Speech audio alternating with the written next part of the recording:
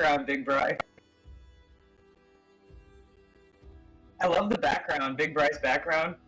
Yeah. Just got it.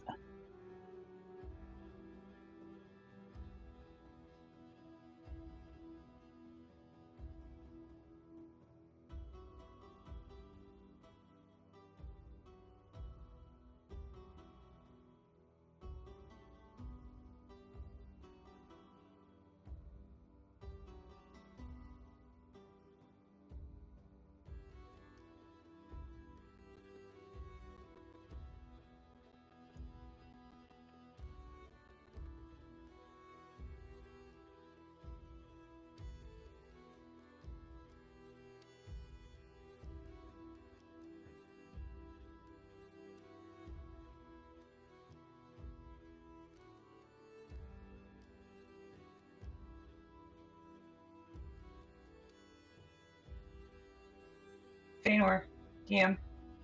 Apparently, we cannot hear you through stream. Just you. Okay, let's see here. Let me adjust a couple of things. That should do it. Immediately fixed it. Okay, awesome. Very, very good. All right, well, let me start again. Hello and welcome back to Mythlanders. I'm DM Feanor. These are my Mythlanders.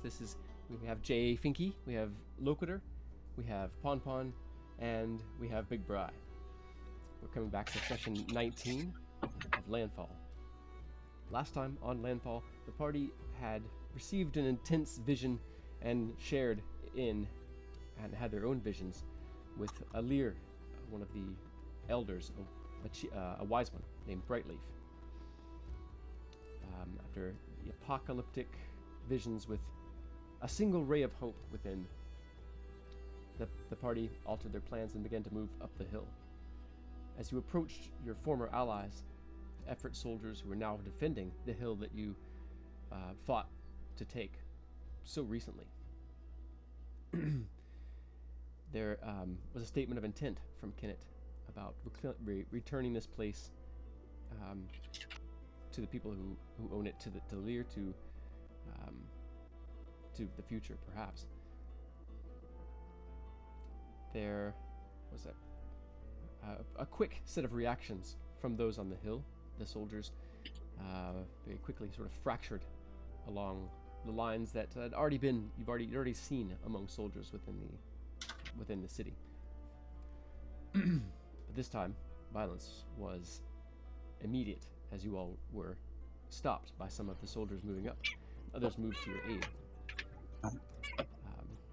But this wasn't entirely a gamble, as Zim had spent some time using a strange, small, sort of scaled and feathered lizard to ferry messages back and forth with the Commander Brahm, who seemed interested, or at least sympathetic, but not interested in bloodshed, although that ship seems to have sailed rather quickly.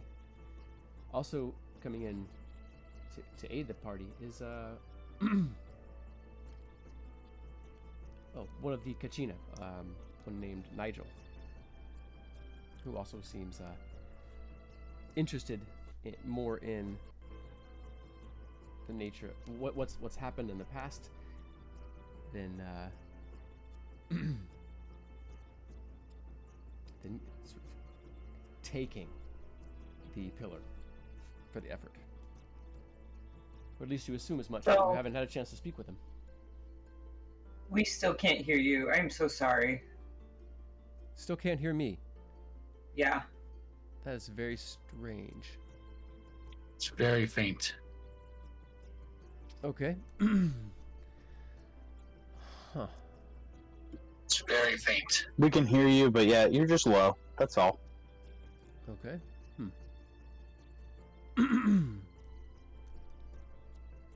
But you all can hear me just fine, right? My players. Through Discord. Right. Through Discord, yeah. Through Discord. And you all, the players all sound good on the stream? Apparently I'm like really loud by comparison. Okay. Check, see how loud I am by comparison. Okay. I'd say DL is about average. All right. Same. Pon, sound off for us. Off for us. I'm right. saying stuff. Stuff. Okay. How about you, Aidman? Or, Say what? Brian? Yeah, just trying to get your voice to see your volume level. Sorry, I got dogs barking in the background, but this works as a test. True enough. Okay. How are we all Oh, sounding now? Doge is clear. It's the question on everybody's mind: who let the dogs out? Okay. My own volume though. Ooh. All right, I'm gonna let's see if I can bring my microphone gain up. I brought myself up a little bit. Is that better? Can you all hear me on stream now? Brought my gain up, readjusted my microphone. Lots better. Is that at a decent volume for everybody else? Okay. Sounds like everyone's pretty well balanced now. Thank you, Glass. Okay, absolutely. Thanks for catching that, everybody. All right, so I'm assuming then that most of what I said wasn't heard, so I will briefly recap last session once more. Or actually, hi, everybody. Thanks for helping us check in with the audio. I'm DM Feanor. This is session 19 of Landfall, and we're the Mythlanders. This is Pon. We've got DL. We've got Jay Finky, and of course Big Bry. Myself, DM Feanor, and yeah, last session, a fight broke out as the company, the former specialist company, now decided to retake the pillar based on visions that they had given to them through a small ritual from one of the Lear, an elder and a wise one named Brightleaf. After speaking on the matter, the party had decided to take the hill, but also it wasn't entirely a gamble. There was Commander Brom on the hill, who Zim managed to contact by means of a small, feathered and scaled squirrel-like serpent that carried the messages, speaking in his voice, like at first perhaps bewildering Brom, and being a special curiosity for the company as they waited in the mist of the jungle valley. Once moving onto the hillside, after a statement of intent by Kennett to share the pillar and to conduct this ritual, there was soldiers moved to block you all from moving up. Others moved to stop them, and the fracturing that you'd already seen from soldiers in the Alliance broke into a violent fault. Fortunately, Brom, even though he was not looking for bloodshed, he is going to lead his troops. Also, a magi named Nigel, studying the pillar, has came out on you all's side. There are other scouts in the area up on top of the hill you expect that haven't chimed in yet. Some have moved in, but as it stands, time is frozen still for our characters in mid-combat, as raindrops frozen in the air, lightning scatters across the heavens.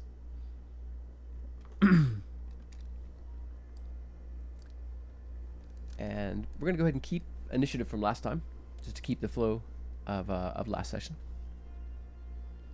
Now, briefly, before we step back into it, if there's any questions anyone has, or details you all felt like were important that I missed, you all can go ahead and chime in as I adjust some of my notes really quick. Copious pages. Bry had the speech of a lifetime. Simultaneously good logic, part guilt trip. Good stuff, man. It's always part of it. That comes from growing up Catholic. You get the Catholic guilt.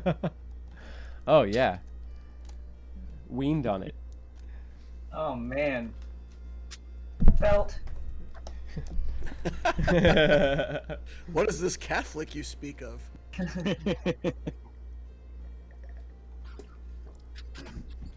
grabbing a sip from my water barrel. Water barrel. It's massive. I don't know if you all can see it, but if you're watching the stream, you can see that massive cooler. I gotta have a supply of water in my studio.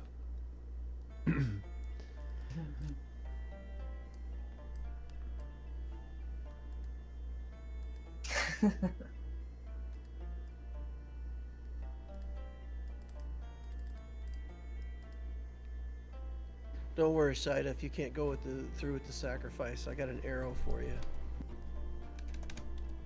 What does that mean? Wait, was my mic on when I said that? Oh, sorry. We all heard you. What's the DC for hand shot?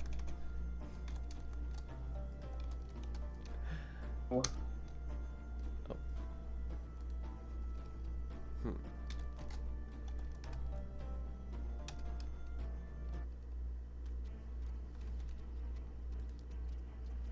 All right. And as we let's see here, double checking my double checking the log.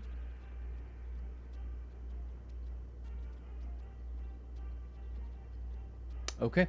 At the end of last session, the last thing that happened is the zealots actually had made their attack. So, yeah, I believe. Let's see here. Yeah, because I think that Zim, those rules are from today, right? Correct. Yeah. That was another character concept. Lands far away. Okay, fantastic. So yeah, the last attack I'm seeing are, yeah, a crit and a 16 attack on the javelin from the zealots. So that means next in the order is Crenshaw. All right. Well, and then for my own mind, the zealots are the ones with the little black marks above their heads. They'll have little. If you zoom in, it's a skull and crossbones. All right, cool. It's I thought that was on them. the top right. Mm-hmm. All right. Excellent. Well, I would say that I think I'm going to. Crenshaw's going to move down a little bit, and just along the what is that? What was that spell? Was that entangle? I believe it is.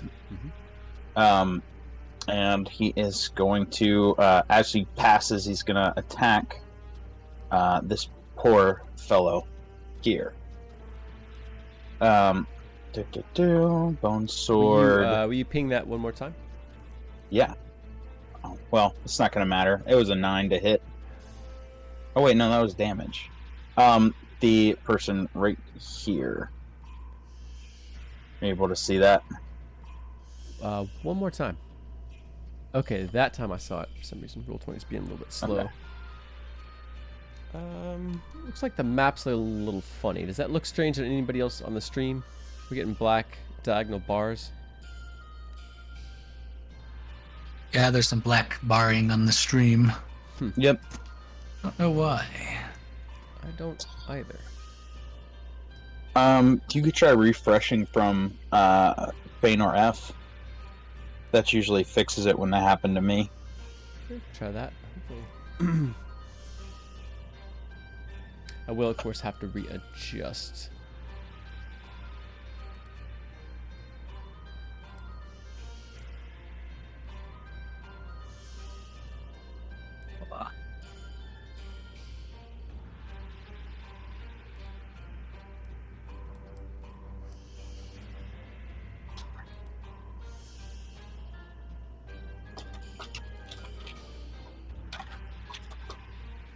All right.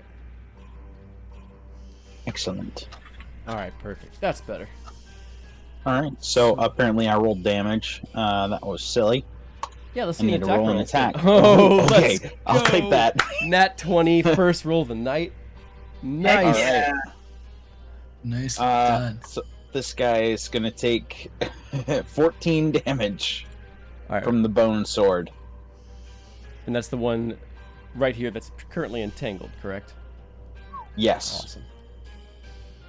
And just to clarify, I rolled an 18, and this weapon is a crit on 18, 19, or 20. It is indeed. Excellent weapon. I think this is the first time Crenshaw has rolled a crit with this sword. Nice. As your opponent's, it's just sort of stabbed out at you with its spear, and you manage to catch it on the wrist, almost severing the hand.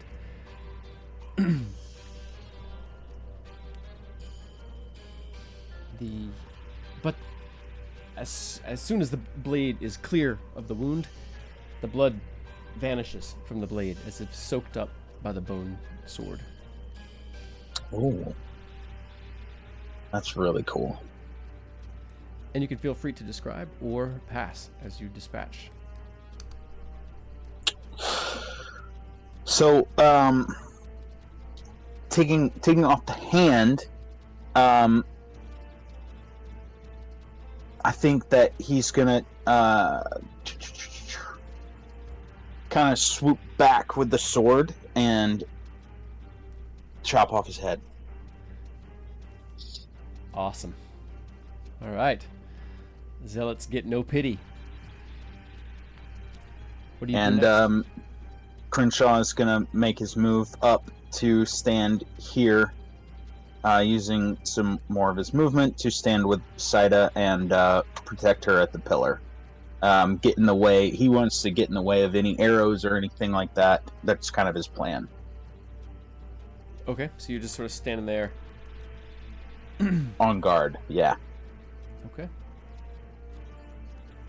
And that's my turn. Nice round. Next in the order is Soranasa Kinnet, or former Soranasa Kinnet. Former? Oh, come on now. Making me a rebel doesn't strip me of rank, does it? Well, it depends on who you're talking to, I suppose, right? To some, you're a hero, I imagine. So these two guys are still enemies here. Are there any other ones further away? I don't see any further away that still have skulls over This there. one is. This one. Mm-hmm. Okay. What's this owl movement? 60 feet, is it? Let's see here. Oh, this one also, I had forgot to mark it. This one also rolls up and attacks, so I should mark that with a skull and bones. On the last round, this one had moved up to attack. All right. Well, good enough then. We'll send the owl past that guy over this way. He'll do a flyby and give Kinnet advantage. Nice. And yeah, 60 feet is their speed. And then Kinnet will shoot an arrow at that guy. All right.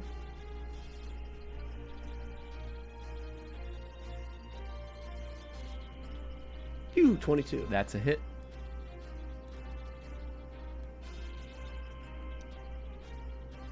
Okay. He's not wounded at all yet? No. Okay. Oh, actually, yeah, I'm remembering now. I got to change up things a little bit. It's actually this guy over here that we have to shoot because he's the one that's got Hunter's Mark on him. He's the one that I Hunter's Marked last time. Yeah. So Yeah, still got the it would make still got the icon up. I see it. a lot more sense to shoot him. 13 damage.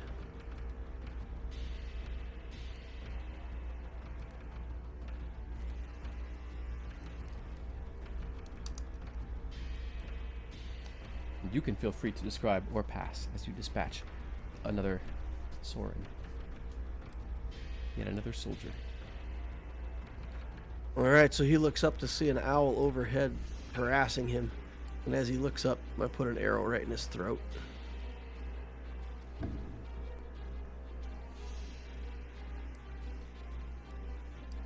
All right.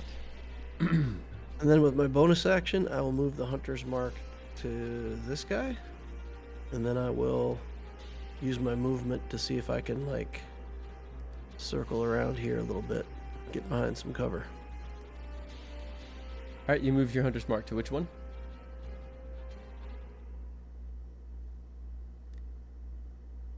Our left guy. All right.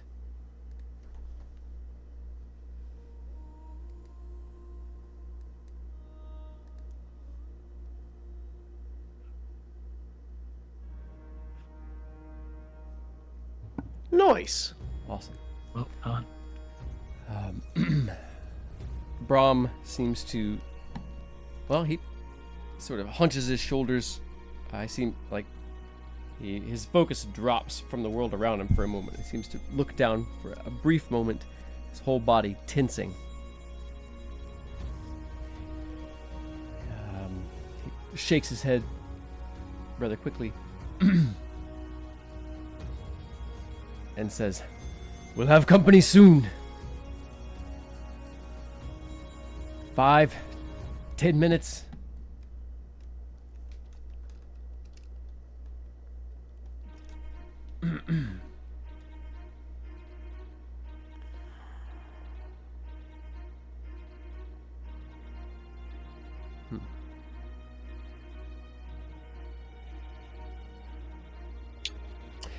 Yeah.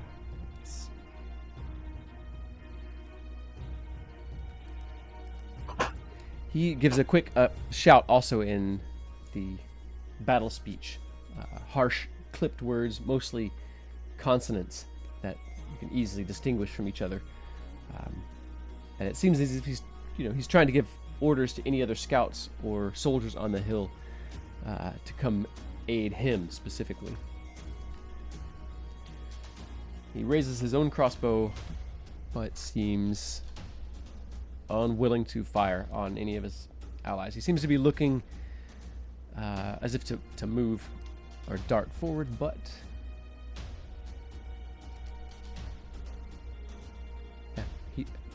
the old soldier seems indecisive. His eyes quickly dart around.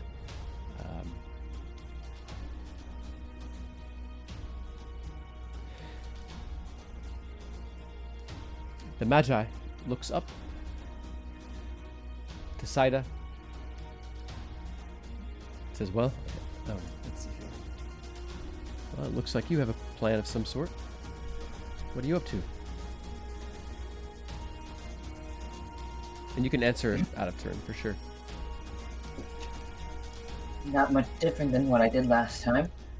I've returned to this pillar. I'm going to offer my healing magic and myself, and allow whatever needs to be done to happen. Or what will pass, anyway. I'm not exactly sure what it entails, but I may be able to help. I'd like to keep an eye out on our allies, too. I don't want... Well, the situation could turn far worse, and my attention might be needed elsewhere. But I'll do what I can until then. It's a very real possibility that I may die in this process. Not sure what I can say or why I've said this. I don't know how you can help, but just so you know, it's a possibility. All right. Well, my knowledge is at your disposal. And he spends his action helping Saida in whatever she attempts to do.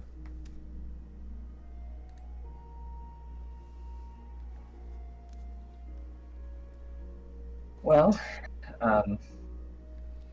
given what she understands, I believe we talked about this last session also.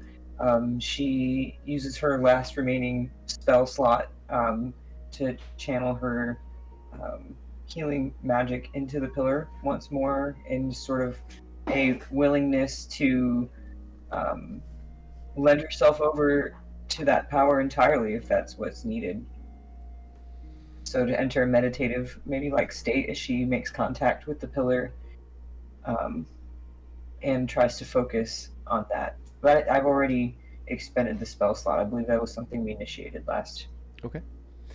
You can go ahead and make another religion check as you continue to focus, try to follow that light of inspiration and to bring it to new realization as the power that you expended through that spell is sort of flowing through your hands it's in you. You've cast the spell. The energy's not spent. It's like you're trying to find the right place to flow it into.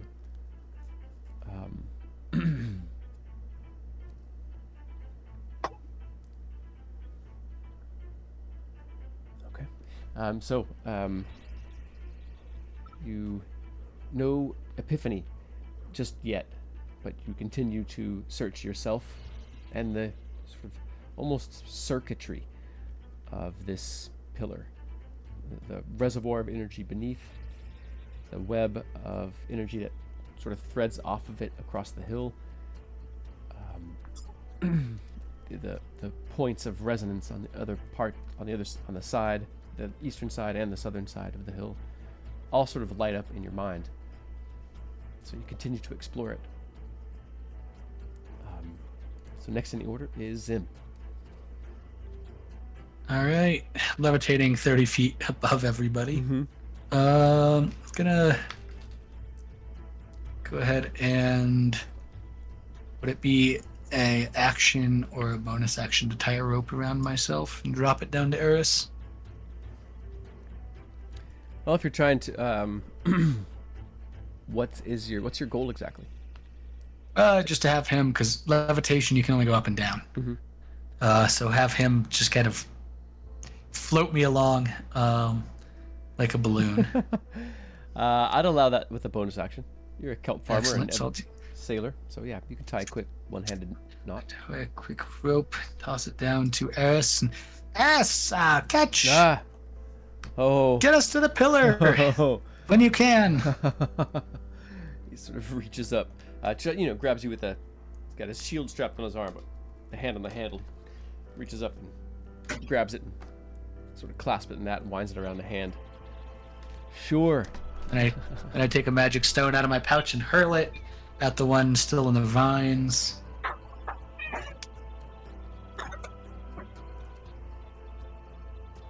Come on, magic stone. It goes nowhere. It gets lost in the vines. That is and a straight one. That's going to be a mishap chance, which is going to be a 1d6. So go ahead and roll that for me, Joe. Get out of here, turn order. In the way. Another one. I hit and break the pillar. That'd be ironic.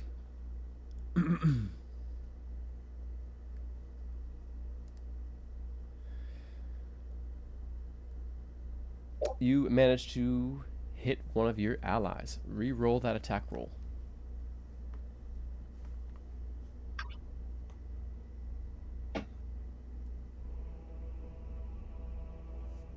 A 7. Brom, I don't think I do. Brom manages to pull his shield up in time.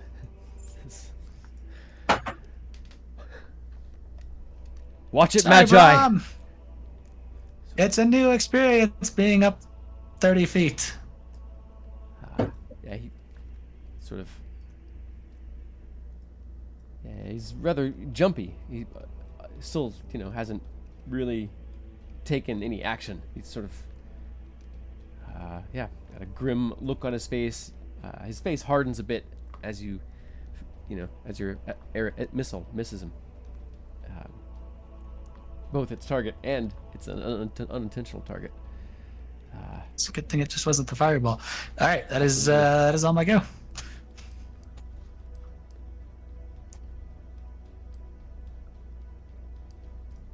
right.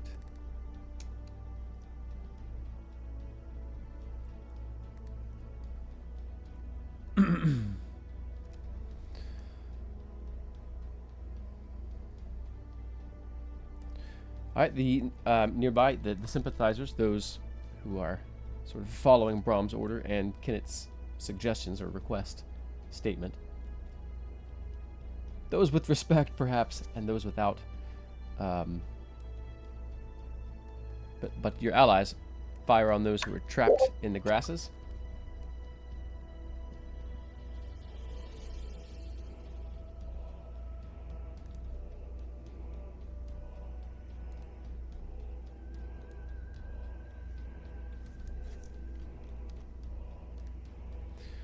one arrow manages to hit this figure.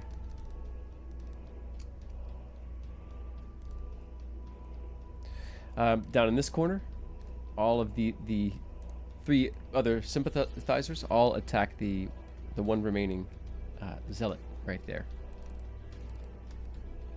Let's see how their luck holds out. One with the crossbow fires. Alright. That is not very lucky. Another d6 mishap for one of your allies. With a 2.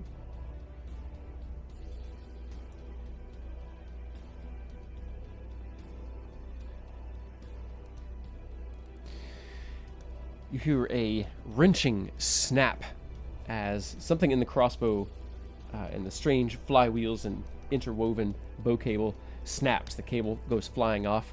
Another flywheel whizzes off past the figure's head. And so they arm themselves with their gnarl and step forward. But their attack is already spent. The other 2 attack with their spears. Elongated, yeah, their blades stretched out, but both miss.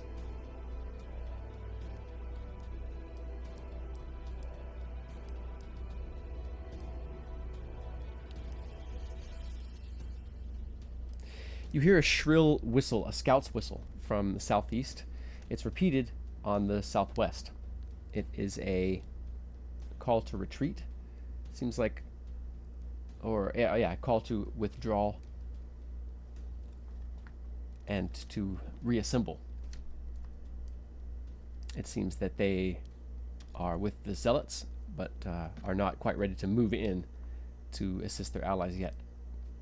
You expect that there's perhaps some other soldiers positioned on the other side of the hill from you all that they might be trying to sync up with. Likely they've dug in somewhere and you weren't able to see them from overhead. I need to know when they're within 60 feet. Copy that.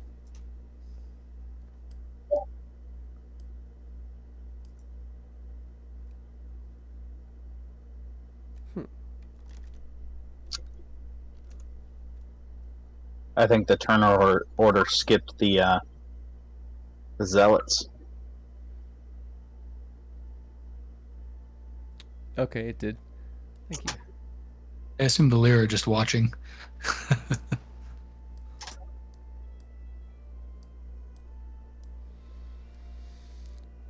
You hear them howling and baying savagely over on the other side of the hill toward the watchtower. You have seen them move through the trees here and there.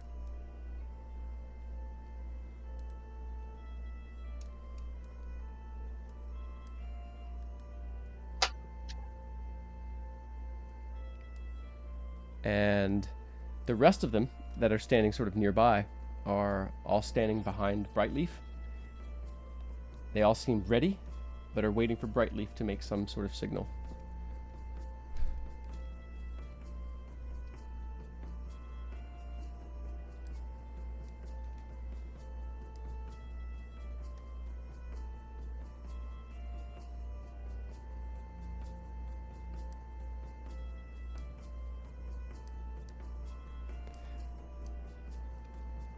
But as it's now the zealot's turns to attack.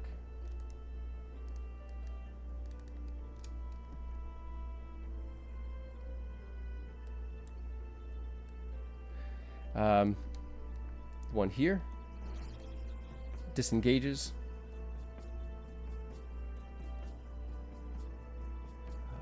Let's see.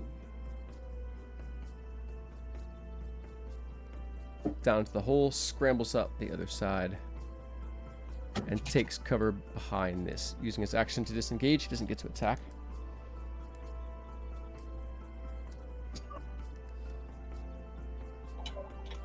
Let's see here.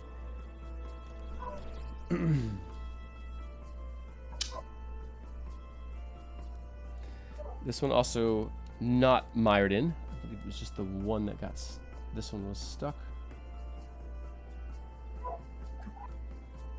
Still difficult terrain, however. Yep. It moves over next to its ally. They both fire toward... Man, that's a tough one.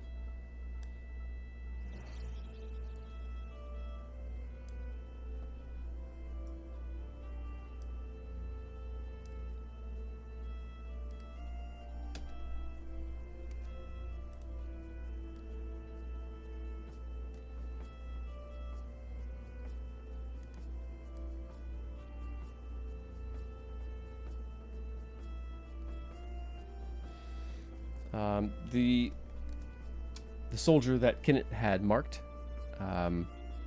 slips away and gets cover behind the pile of timber. This one sort of tries to crouch down behind the sandbags, getting partial cover.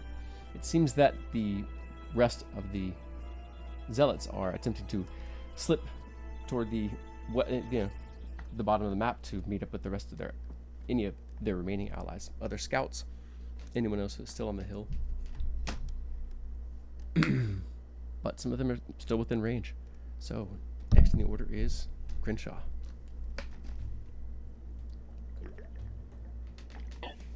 All right. So as this guy's getting away, or trying to group back up, I think Crenshaw's going to start heading towards the south, because I think being on the north, if the backup's coming, is not the best idea if he wants to defend. So he's going to come up and try and engage with this one right here, and just take a big old swing for Another come crit. on. Yes. 19 this time. Oh man. Dude, I love this bone sword. awesome. I love this sword. 12 damage. Nice. Once more, you can feel free to describe or pass as you All right. take another bone blade. He's gonna come, and it's actually gonna be kind of like as this soldier's getting untangled and like maybe he's tripping a little bit. Yeah. Crenshaw is going to kind of run by and kind of slash him down from behind as he continues to move the 5, 10, 20, 30 feet towards the south. I think I did that math right. Man, this is so on for character. movement. It's like really hitting his stride at this moment. That's what I'm looking for, baby. So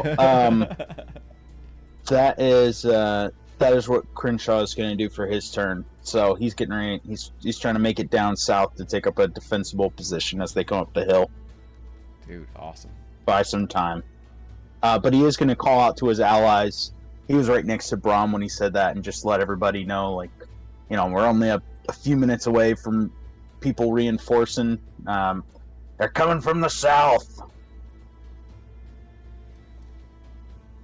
You heard Crenshaw, Eris. Get me to that pillar. Right. Let's see here. Yeah, he was about to maybe fire at one of the closest ones, but as you say that, he instead spins his action and kind of slings you forward toward the pillar, you said? Yep. All right, let's see what kind of strength check he can make. What is your strength score? You might be able to assist him. 8, okay. So probably not going to give him much help there. No. Oh, no, he even has an athletic score, so we'll use that instead. His strength is better. It's sad. Oh, no.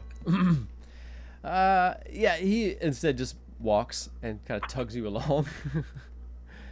I'll have dismissed. These guys are dead. I'll dismiss the entangle. Okay. Just like a balloon. All right, so as Crenshaw dashes forward, slaying one of your enemy and attempting to, you know, put eyes on and put himself in the way of whatever else comes. Next in the order is Kenneth. don't see any other immediate hostiles. The others are sort of looking bewildered toward the Lear, at you all, toward Brightleaf. All right, I'll pop out from behind cover here. Is this a mound that I can like get on top of and Yeah. up and down? Mm-hmm. Okay, we'll do that. I'll fly the owl over to this guy if we can get him there. Sure can. So he flies by. Gives me some help action here so I can get some advantage. His cover doesn't matter because I got sharpshooter on my guy, so there's that. And we will shoot an arrow at him. Okay, well, perhaps I wasn't clear. He ducked completely behind it and is out of view. Not sure that sharpshooter... Oh, well, if he's completely out of view, then there's not much I can do. Alright, we gotta go after this guy instead then, because he's still... Can I see him? Yeah. You can. There's definitely Alright. foliage, a little bit of foliage in the way, but you can see him. Does a 21 hit?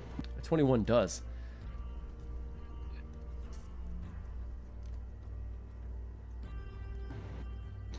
Okay, it's just 12. The hunter's mark isn't on that guy, so it's just 12 damage. Okay.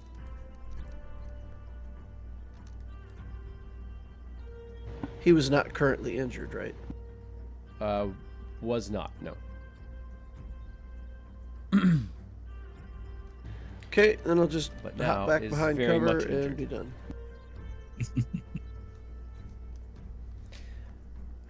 The Soren sort of stumbles as he charges, just dashing away toward cover.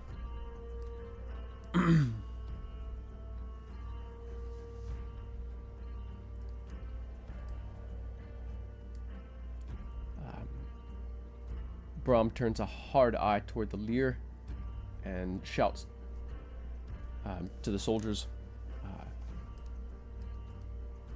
Soren, circle up around the other side, pointing to the pillar itself. We'll leave it to our guests then.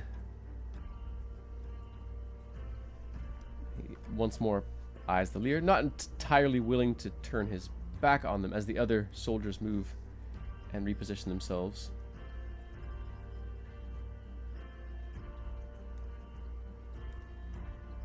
Doing nothing else this round but that.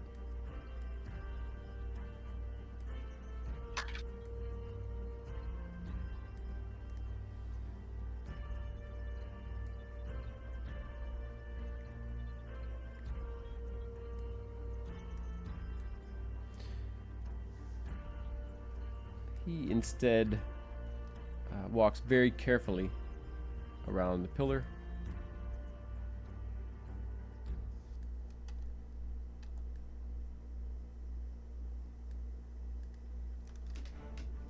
Where you can kind of see what the Magi are doing. He can still look back and see the Lear, and he can look south through these large flowers and see his own soldiers. Whatever you're going to be, whatever you are about, I wish you well at it. And I hope it isn't going to take long, because soon more soldiers will be here. We'll defend you. I'll defend you if I must. But it would be altogether better if you were finished. Nigel sort of nods impatiently and turns back to Saida. I'm doing everything in my power. And with that, if you don't mind, she takes a deep breath and tries to harness her focus perhaps deeper in a way than she's ever attempted before, as if nothing else mattered. She has her hands on the bottom of the stone, feeling the water hit the stone and run over her fingers. And hopefully, this time, we get some transmission. Should I do another religion check? Yes. If you have Arcana, you could use that instead. If you have them both, you can roll with it. Well, you've already got advantage because Nigel is there helping you. Okay. Let's do Arcana this time. I feel like it's pulling maybe from something deep within. So, second one's not bad. 22. So as Yay for advantage. as you almost probe into this pillar, it feels much larger on the inside than it should be. There's a whole almost world of conduits and reservoirs and such within it, all carefully balanced. But you find one place that it can be filled where it would overflow and sort of overbalance all the systems, where whatever was poured into it, if the right energy was poured into it, which you can sense the shape of, sort of the color, the texture of, to know what's a match, and it is that touch of healing. But you can feel that once it's placed here, it will begin to. That energy, of course, will be poured into it, but that will begin a process, almost like siphoning water or fuel from a jug, where once the momentum and the weight of that energy poured into it will begin to draw your vitality and life essence. You expect that you'll have to keep your focus up, or you might just pass out. But nothing about it. Let's see here.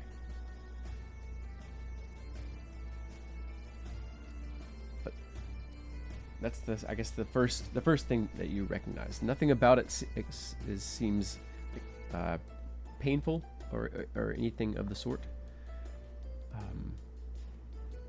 And you're not sure that it's going to kill you in the traditional sense.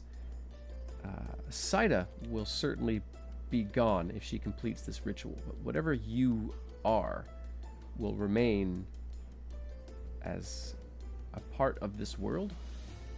You're not sure exactly how it might play out. It might be an impression left behind here. It might even create or generate some sort of spirit or guide for the area, or it might just infuse some of Saida's vitality, her energy, her personality into the pillar itself. You won't really know until you begin the process, at which point you're not going to be able to stop it until you either succeed or fail, either pass out or become one with the world.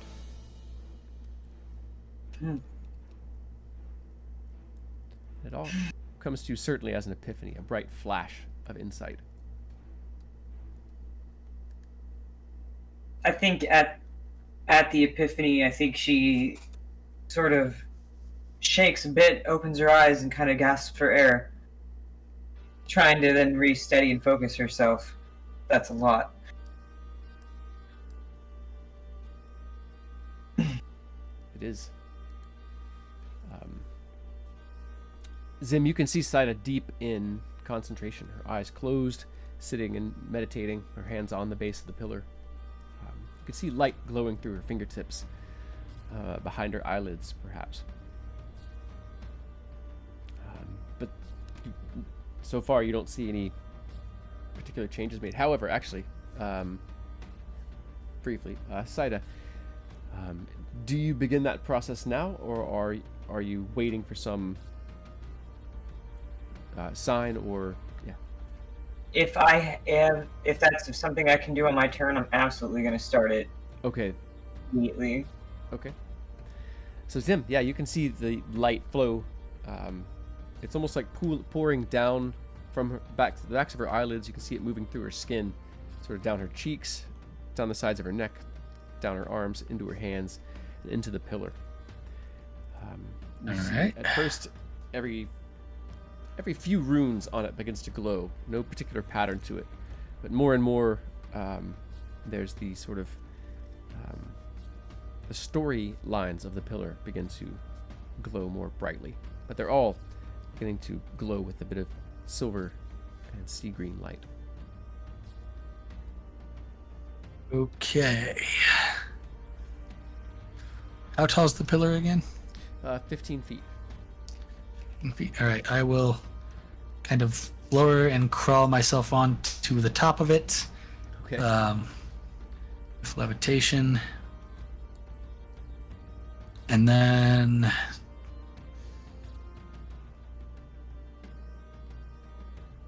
I'm gonna just call out to Brightleaf.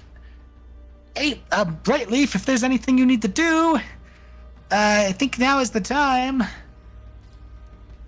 And then I will pull out my wand of fireballs and prepare, hold an action to launch a fireball if an aggressive group of zealots approaches within 60 feet.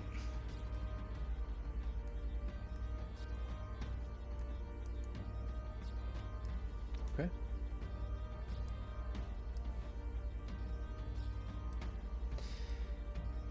You hear it.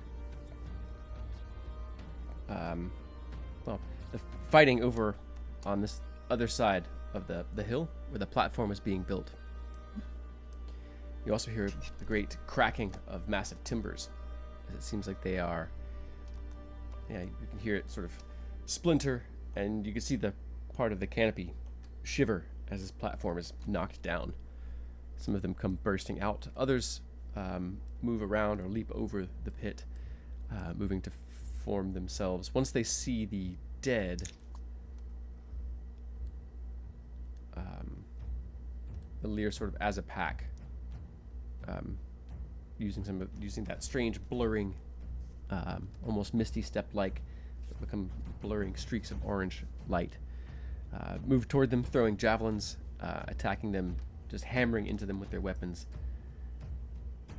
and scatter and destroy the dead that you have, that your allies had. They seem to spin, they howl, they shout, growl. Each of them, their weapons blaze brightly with that strange, watery looking energy, whether it's fire, whatever it is that's within, it shimmers within the crystals, blazes bright. They attack the dead with a fury. There's a baying howl that sort of makes the hair on your neck stand on end. It's not so much angry, it's mournful.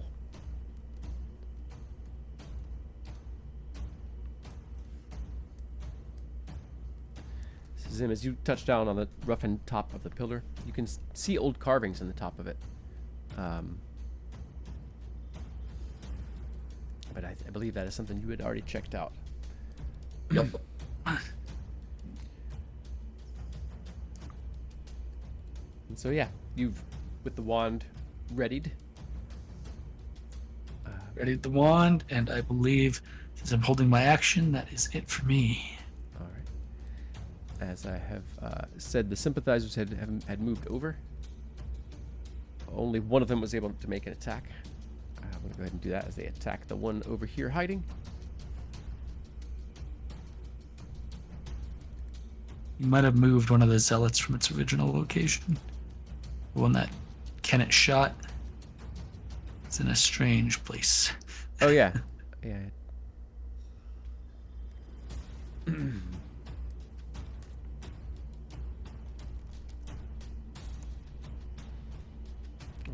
One crossbow attack from one of these. Slow roll. So one of your allies managed to hit the marked soldier.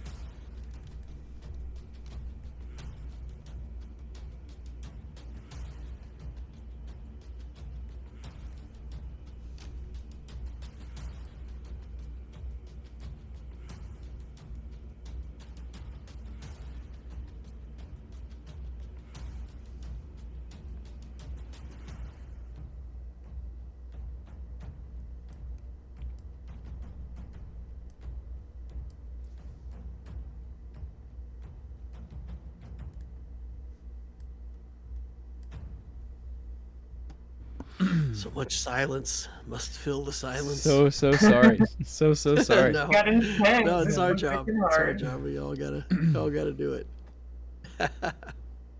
No problemo. So how many other guys do you think are coming from the scout whistle? 20. Make perception checks as the zealot that's nearest you all continues to slip away, sliding down the cliff and disappearing out of sight. It's a 5 for Crenshaw. He's on the run. He's huffing and puffing in that armor. The Loquitur got a 27 on perception. He's got his eyes out for everything. You see other scouts slip from the trees over here. You see the same thing. Some of the treetops over here moving. You hear a group of soldiers that maybe down here. That's just off the map from... Actually, I think I can go ahead and ping so that way the viewers can see. It's down that way.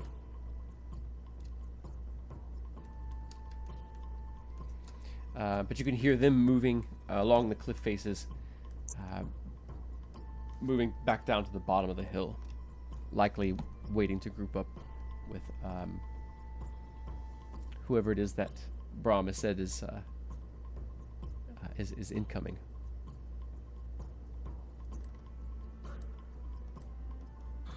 Do I see this large black lizard thing flying around that we were warned might show up? You do not, but you do hear the baying of a company horn.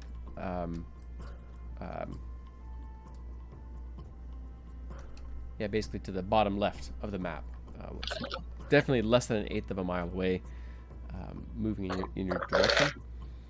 But more importantly, at the very bottom of the map, you do hear another company, a few blasts, long and short, from their horn, indicating they've arrived, their number, and they've arrived in position. So likely the scouts and the rest of the zealots on the hill have retreated down to the bottom of the hill where these other reinforcements are, who will soon be moving up the hill, where they're assembling anyway.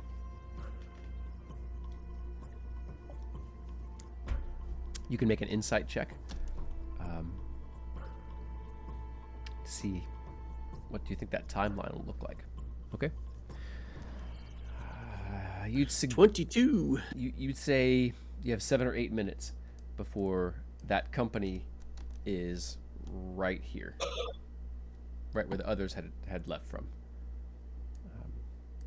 Before you have more bad company, so to speak. I'll call it out to the group. Keep my wand at the ready, pointing down that way. Okay. Of course. All right, Crenshaw. You're next in the order. All right. All right. Yeah. Okay. Perfect. All right. Crenshaw is gonna use his action to dash up here. He's gonna dash up with the leer. Now, if I remember correctly, Brightleaf spoke a little bit of our language, right? He seemed to be using some sort of charm or magic. Okay. There's some sort of amulet he was touching. That he activated. I'm trying to remember if they said that. Well, all right. So I'm trying to think of what Crenshaw would do here, and not overuse my knowledge from our Thursday night game. So Crenshaw is going to run up with the leer and kind of like stow his bone sword for the moment and pull out his heavy crossbow. Mm-hmm. And he's gonna. Are the leer holding their spears, or do they have bows or anything of that A sort? few of them have bows. A few of them have spears and shields. Okay. Most of them have spears and shields. A couple of them have bows. Crenshaw wants to kind of motion with his crossbow and like motion to this little cliff edge along here.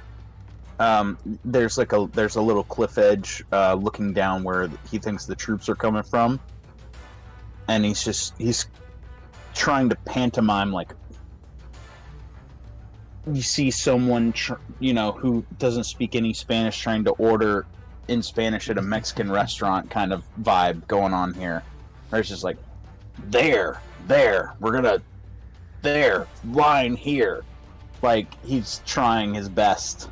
Just to get them to watch that area, basically. Yeah, Okay. he's trying to be like form the line here.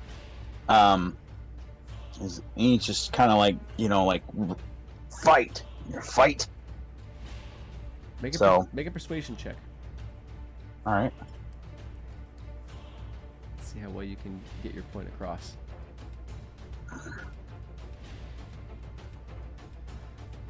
As you run up, though, you see that one of the remaining zealot in sight did not run, has instead sort of stopped, has a sour look on his face. He's dropped his crossbow, his head sort of going quickly between the Lear and the soldiers. The Lear don't seem to really understand what you're saying specifically, but they, you can see them. They understand what you're pointing at. That's a place where enemies might hide behind or use for cover, and that's going to be the area that you expect them to come from. Okay. I think that's about as well as he could have done, not speaking the language, or Yeah. having just fought the Lear and then now is their allies. So. Yeah, and they're partially distracted too. They absolutely tore the Tireless Dead apart. The chainmail is ripped. The only thing they didn't touch was their silver weapons, which they kind of sneer and growl at, kick it away. When you point and gesture with your crossbow, part of the difficulty is that they're looking at the weapon and the silver bolts in it with fear and hatred. They do not like that metal, nor that you all wield it as a weapon. But they seem to understand. They're still, at least for the moment, in united in purpose with you all. So as you move up and sort of give your energy to the front as well, we're going to step over to Kenneth. All right. Seeing that this guy surrendered more or less, right? Yeah. Okay. And this other guy over here got killed. He dashed off down the hill, sliding off. Went Yeah. up okay. He's out of So sight. I will move over to the stone and I'll start doing my own kind of investigation on the stone. Okay. Okay. You can make it nature, religion, arcana, or history check. So you step up to the weathered old pillar. Oops, misclick. I'll try nature. 16.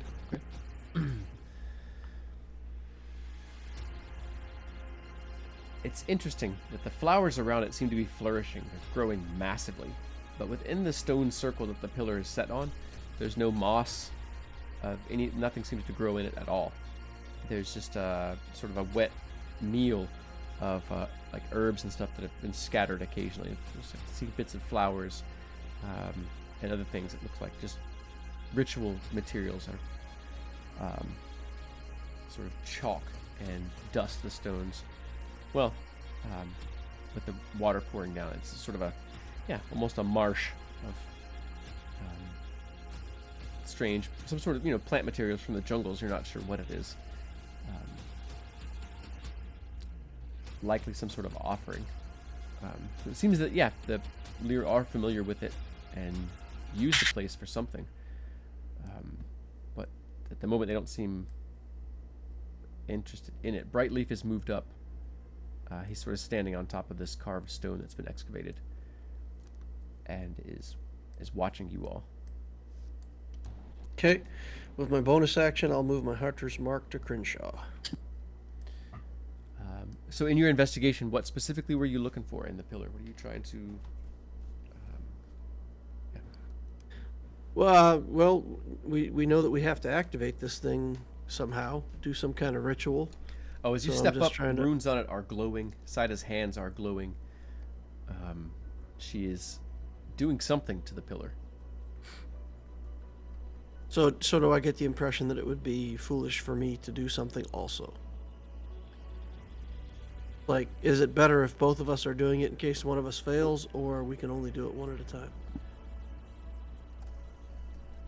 From everything that you know and your insight on what you're seeing, you think it would probably be faster.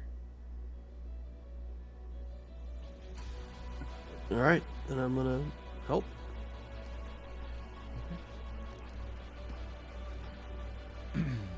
I do still want to move my Hunter's Mark to Crenshaw, though, so I can track him. Okay, nice move. Saida just barely peeks out of the corner of her eye and slightly smirks, nods a little. Awesome. Well, it kind of tingles.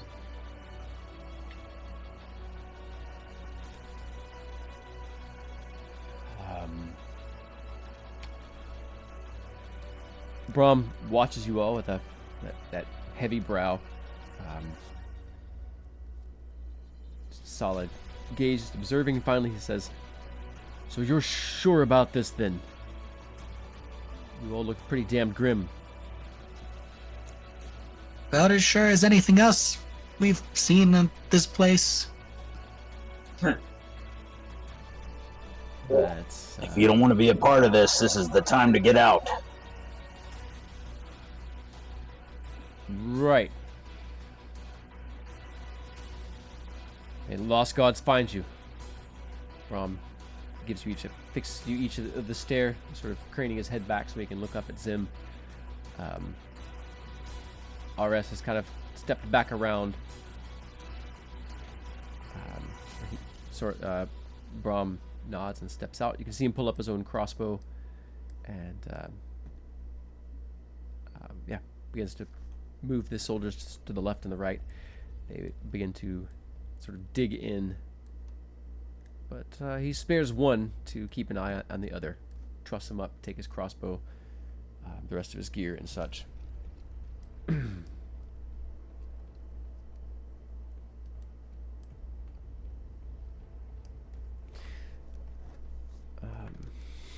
Okay, Nigel says, "I think I see what you're trying to do.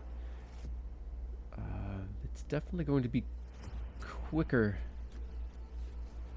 with more..." Oh, he says as Kenneth brushes his fingers against the stone, and you begin to kind of feel that source that your energy comes from, that you put into your magic, that spark. It's connected to your vitality, but isn't wholly made of it. A quickening, perhaps, in your blood that allows you to use magic.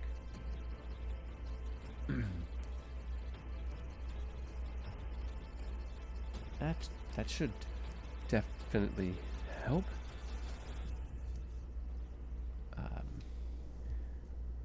But it looks like it's going to be a close thing. And once more, you can hear horns from the base of the hill, as you think are a couple of companies coordinating, calling back and forth as they reposition themselves to the south and to the east, preparing themselves to move in unison to retake the pillar. You're not sure if they know what to expect, if they know who's taken it or not. Brahm didn't tell you what he knew or why. So, Saida, as You feel, well, you know, as your magic pours into this pillar through your hands. You almost feel like drawn forward, as you almost feel not like it's draining your life, but that you're extending yourself into this vessel. You can start to feel the stone as if it's your own skin, wet with the constant rains. You also feel yourself rooted deep into the earth, much like the pillar is.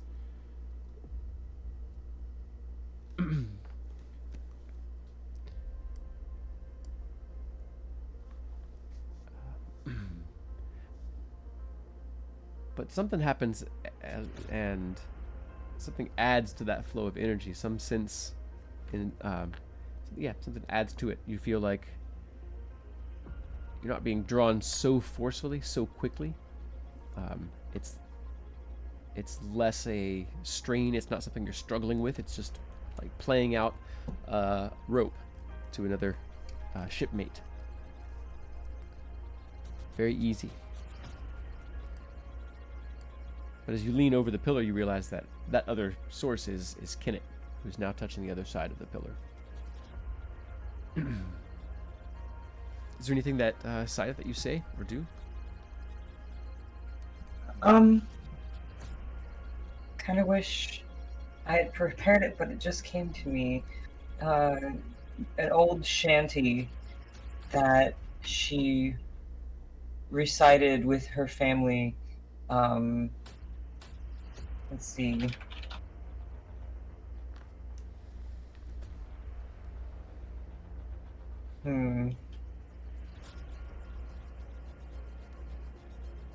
Wondering if I could find anything. Oh, maybe. I don't know what this is, but we're gonna go with it, because intuition. I love it. If you don't hear it, must feel it. All that time I spent on roads I'm healing, I was in a ding-dong scheming. Why they want to take my freedom. And then I think she just sort of hums it after that, as she perhaps continues to, her energy converts. I'm not exactly sure how that's going, but I imagine lights get brighter and boundaries dissolve further. Absolutely. Yeah, as you can feel the rain moving across the pillar like it's your own skin. You can also feel how large the rains are, how they stretch across the land and the sea. You can feel that rain falling into the sea. You can feel the soldiers, you feel like at the bottom of the hill, amassing, organizing, preparing to move on against you all. You can feel the small insects and creatures burrowed in, hunkering down, while the storm rages, both the storm of violence and the storm of weather. So yeah, that sense growing, and light getting brighter, shadows getting deeper. A sense of, a sense of strange peace wanting to overtake you, but that's sort of like, you have to focus. You can't relax too much.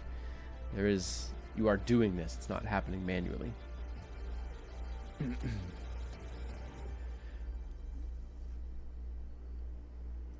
So, let's see here. Zim, as you perch on top of the pillar, prepared to lay down fire from above, and you can hear those targets preparing, starting to slowly move up the hill. Yay, I'm gonna actually do a casting of spike growth, and say 20-foot radius, 150 feet away from me. I would like to do it just at one of these areas where they can come up, get us on the south. Sorry, what were you going to cast again? Spike growth. You pop it so it goes onto there. Awesome. I think I have another excellent token for that. a moment to pull that up.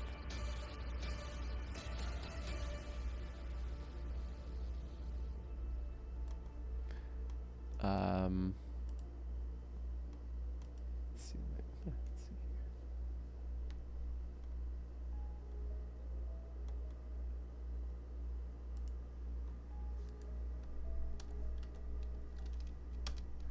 All right, you should be able to control that and put that wherever you want. What?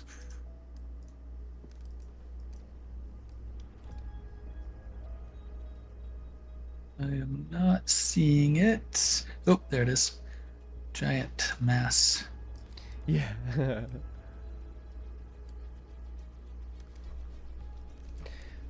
Awesome. Yeah. Vines start sprouting out. Ones that were already there growing much larger and thicker, but others bursting out of the wet soil and questing and wrapping, twisting around each other. And I'll just yell out down to the south, grouping there, like, avoid that if you can. It'll hurt a lot. And then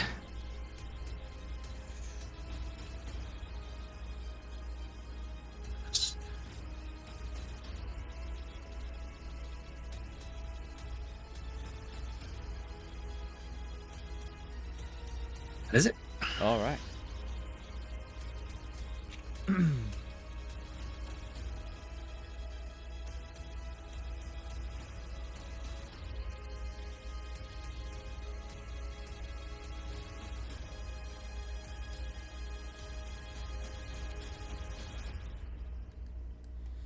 So as the rest of your allies under Brahm's command, now flanking and giving a wide berth to the Lear, but now on either side of that sort of path to the top of the hill that Crenshaw and the rest of the Lear are blocking, are now changed out their Narl for repeating crossbows. Actions ready, they prepare for the company that's now beginning to march up the hill. As the seconds begin to stretch out, adrenaline now begins to fight war within your body against that sense of waiting that must be there. The adrenaline wants you to act now, but that's also where the panic wants to sort of take over, shut you down. So as you all hunker down, the rest of you prepare to wait, ready with your actions readied. It is Saida, Nigel, and Kinnett who continue their focus on the pillar, light gleaming and streaming from both of their fingers, flowing into the very stones and lighting up ancient runes where the carvings themselves were old and faded. The runes stand out bright with clear and sharp lines, showing what they must have looked like when they were carved, however long ago. But as you all fight to take and give back this pillar this hill that you'd taken, as you defend it against enemies that are known and perhaps unknown, amassed against you, you can each, well, Kinnett and Crenshaw and Zim, you can all see, it's faint, translucent, but it's a massive, squat figure standing over the just filling the sky between you and Landfall. As you can see, if you follow 1 foot down, you can see it's on the land. As you follow the other foot down, you can see it's standing in the sea. You're not sure it's entirely visible to everybody. If everybody could see this, there'd be panic. You're not sure anyone else would be able to focus on anything. But this figure, hundreds of feet tall, dark and shadowy, a sense of malevolence, not hatred, just the desire to do harm.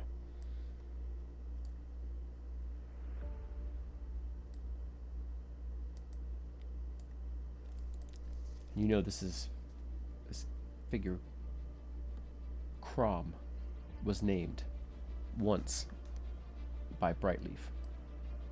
Brightleaf points again and says the name. He then strides past to stand behind his warriors and prepare whatever magics he has for the next fight. But let's take a short break. Let's pause here and take 10. Stretch our legs and get some water. Check our messages, anything we got to do, and come back to it in 10 minutes. Sounds good. All right. Sounds good to me. Okay, gang. We're going to take a short break. Be back in 10. Thank you so much for joining us, and stay tuned.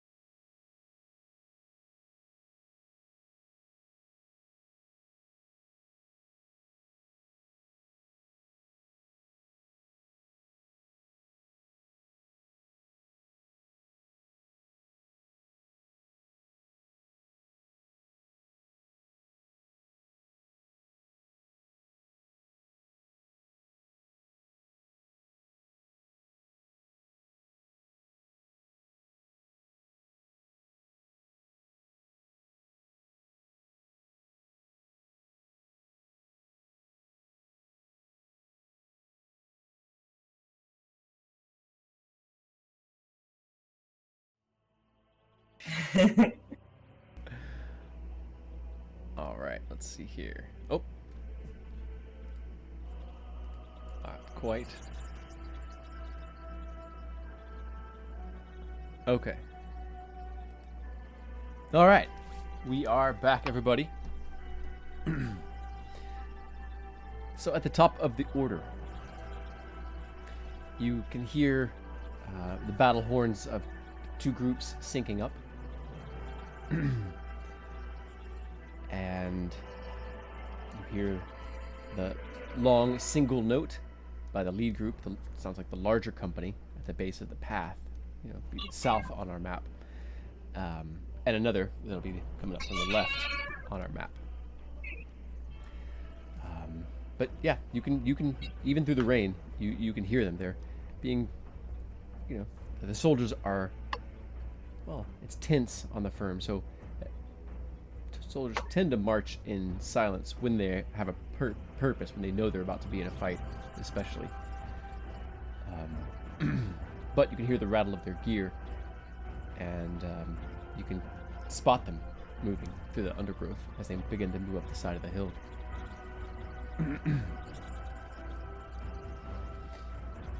Now, several minutes pass while Saida and can continue to pour their energy into this ancient pillar. Ares seeming to stand guard nearby.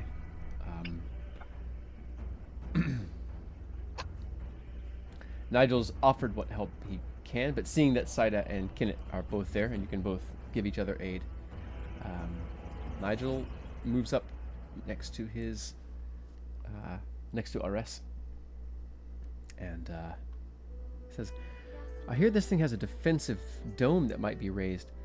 Well, in case you're thinking of raising that at some point, I think I'll stay just inside the circle of stone, says Nigel.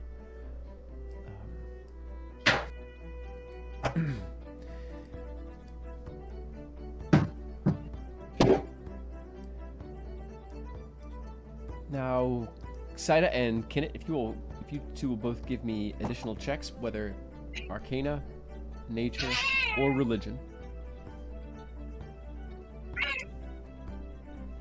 Okay. All right.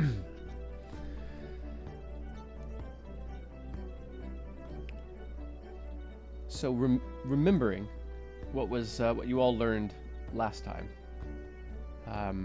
Kenneth, you're able to find a few other maybe you might think of as like levers inside the pillar, things that you can move. You're certain that one will tap whatever energy is in it to heal people inside it. Another one will raise that defensive screen. But you're able to find the third one that is what activated the defenses, what summoned the wood woad. But it's also connected to something on the southern side of the hill, or the left side of the map. You're not exactly sure what it is, but you're certain that it's another summon like the wood woad. But it's not going to summon it here. You think they'll be summoned to the side of the hill. It might give some of your enemies trouble. But it'll tap some of the resources of the pillar itself. So you have a brief moment to, some time to discuss that as everybody waits tensely for reinforcements to arrive.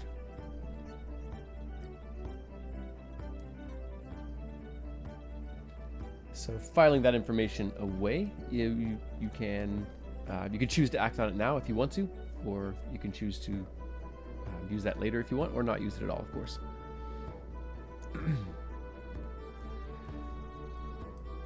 So at the top of the order, Crenshaw, it's you first. See a few scouts. You can kind of barely see them. They're very stealthy, but you know the hill pretty well. You know where people can climb, and you also know what to look for when it comes to the scouts. All right. Crenshaw's going to make his move up to kind of the ledge of the cliff, maybe right here. And can he see any of them just yet? Yes. Okay.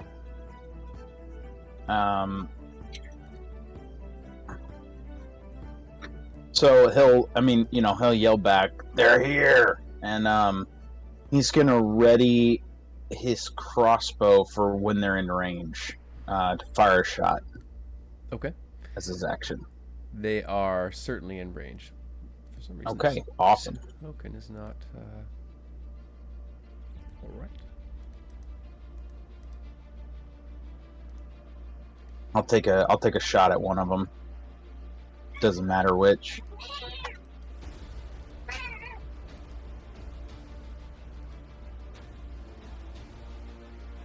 All right. For a Please do 15 to not hit. there. Oh, sorry. That's fine. As the scouts are a bit more lightly armored, that 15 is going to hit. That is their AC. Awesome. So left or right, you choose. I'm gonna go right for 3 damage. Big damage. Yeah, Crenshaw's not very good with the bow. He's not a good shot. Still, you wound the scout moving through the well, it's sort of low-lying, maybe 3 or 4 foot tall plants, massive leaves. The halfling sort of weaving through them. You get a grunt of pain from the woman. But they obviously are still moving. You don't hear them drop heavily or anything like that.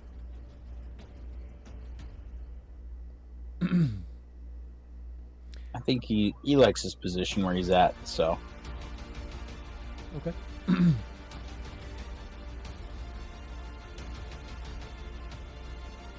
The Lear seem to be, waiting for a mass of soldiers to arrive. As they watch you attack the scout, they just sort of ignore him, showing some disdain for the some of the tactics you all seem to use. All right, so next in the order is Kenneth. You hear Crenshaw fires crossbow at one of the scouts. You can't quite see him from where you're at, but you can, perhaps in the treetops nearby, you can spot this one from a distance. But of course, Kenneth, you are concentrating. So with this new awareness, this sense that you can activate a summons on the side of the hill, it seems a powerful summons, and that there would be not that it'll be like the wood. Like there'll be multiple smaller creatures, you think, that will be summoned, and again they'll be summoned hundreds, a few hundred feet away down the hillside, but potentially in the path of some of your enemies. All right, definitely not yet. They're not close enough.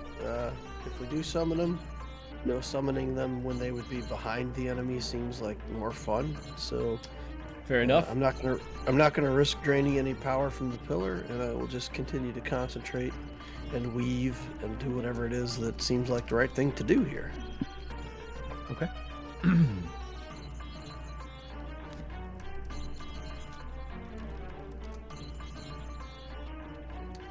All right, just a moment.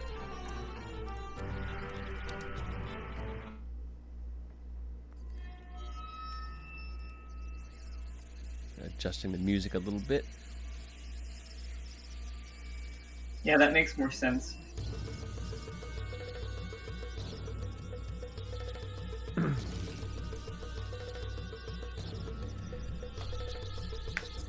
You hear Brahm tell his soldiers to steady themselves.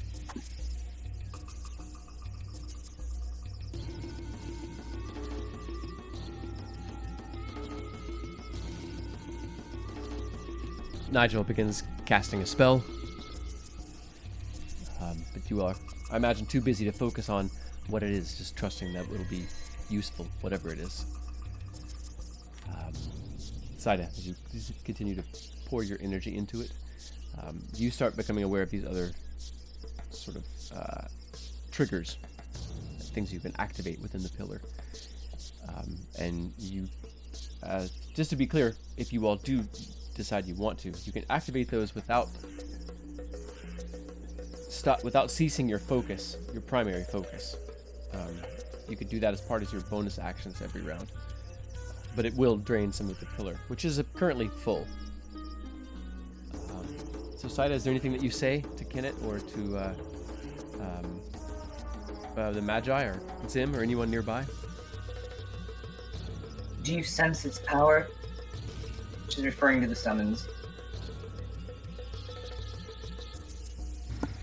Yes, but I feel it's best to wait.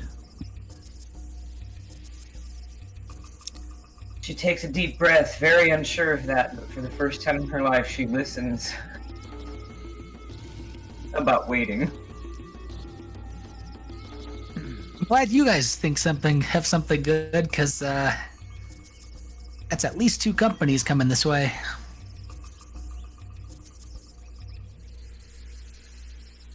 Are you sure?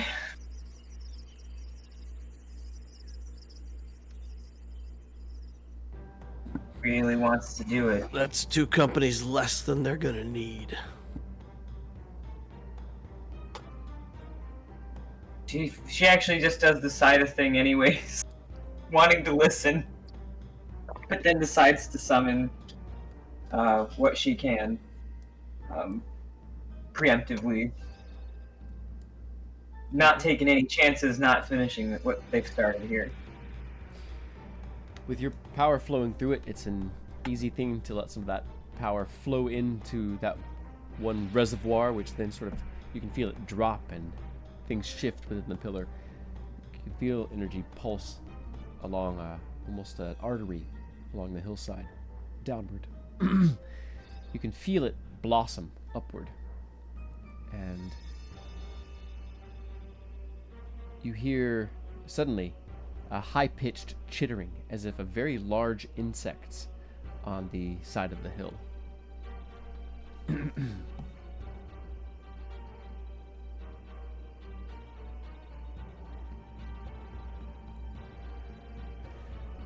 The owl can see shapes moving on the hillside.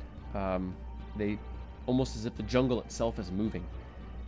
It almost can't discern an anatomy or structure. Just shapes within the jungle moving pretty rapidly. Some of them moving up the hill, some of them spreading out along the hill.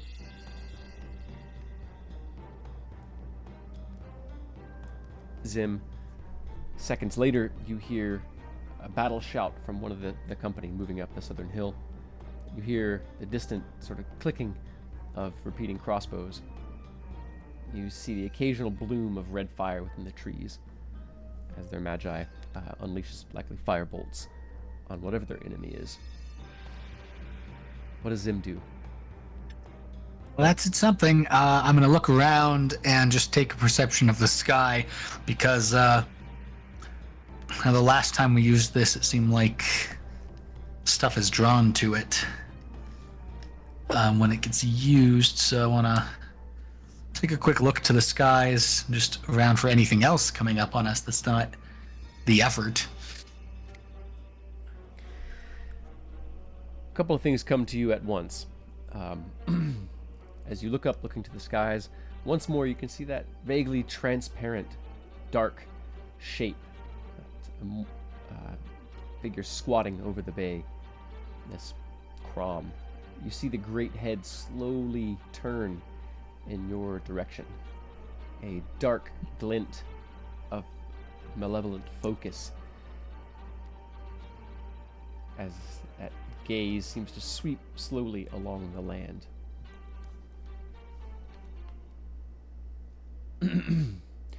You see to the northwest a dark speck in the clouds. It's not, you can't tell if it's moving towards you, it's pretty far away.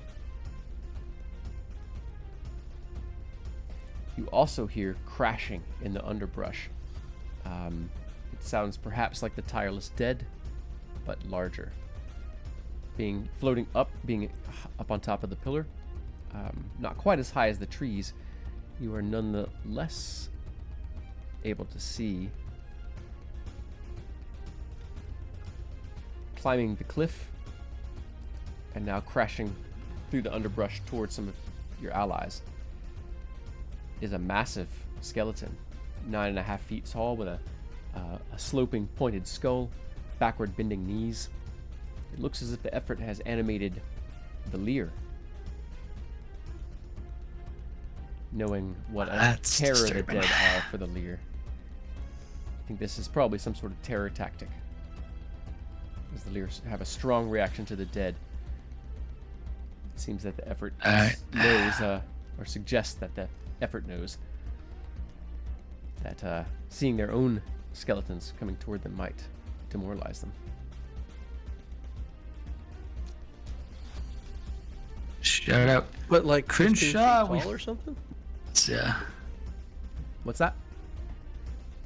But it's a leer, but it's like super tall, or is it leer Yeah, sized? leer are tall. They're like, if they stand straight up, they're like 9 feet tall.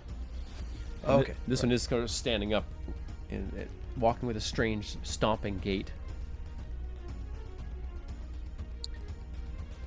Crenshaw, we have company of another kind. I'll point towards it. Feels. Man, I do not have a lot of those left.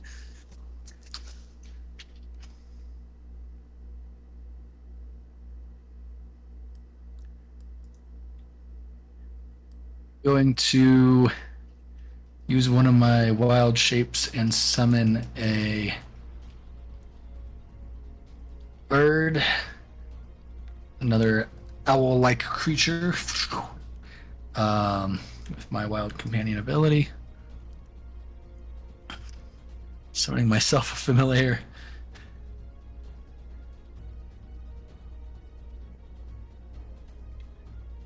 And I'm gonna try and get eyes on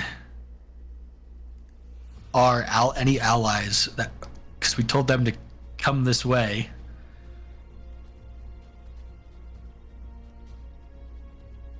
Asherdan and the like. So I'm gonna command my owl to fly up, and I'm gonna drift off into its eyes and see if I can't see any of our allies coming this way.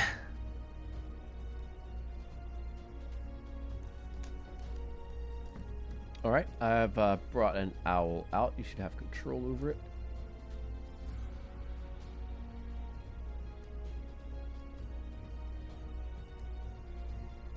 Nope. Nope. Hold on, Stone. It's on the wrong layer. There you go. Okay, I'm not going totally blind No. yet. I do not have control of that owl. Okay. Let me try it again then.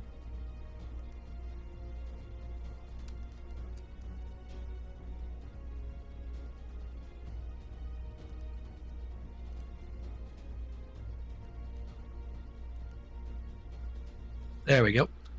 Thank you much. Mhm. Okay, so this owl is going to fly off, and it's going to try and look for. Going to fly mostly upwards, and it's going to try and look for those who we believe to be allies.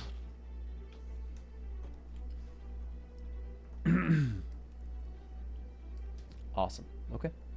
You can go ahead and make a perception check then for the owl, as it ranges off a distance away from you all, and is looking out pretty far too.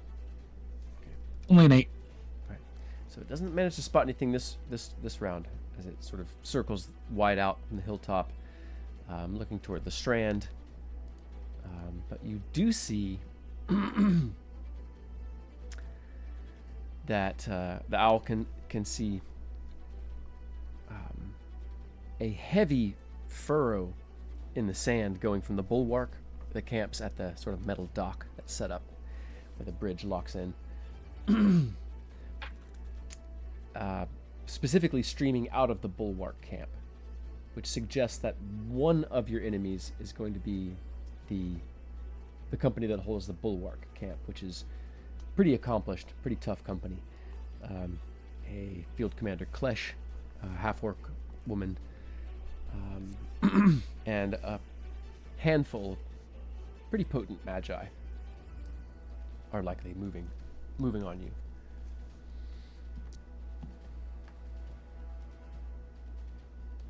Bulwark Camp's also moving this way. I suggest we get done whatever needs doing.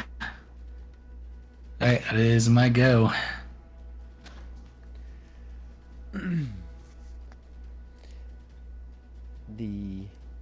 Your allies begin to fire their crossbows, the Lear, their great bows, and the other Lear, their own spears and javelins.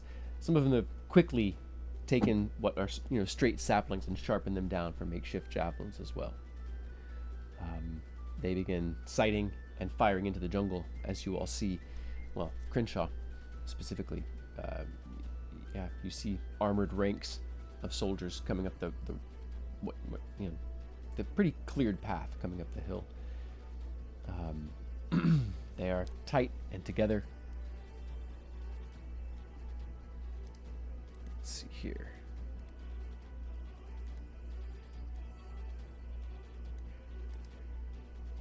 Now, at this point, the groups are large enough, and I'm not going to roll individually for them. I'm going to be making group checks.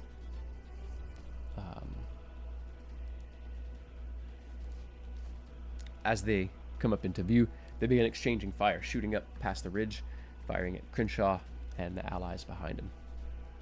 The scouts open fire as well.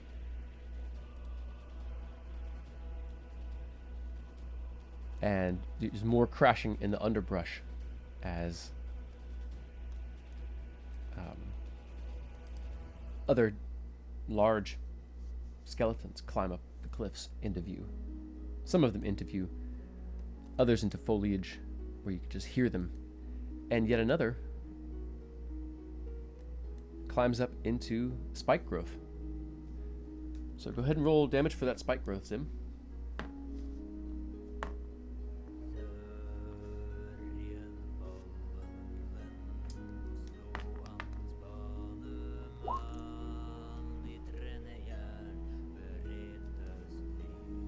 Five piercing.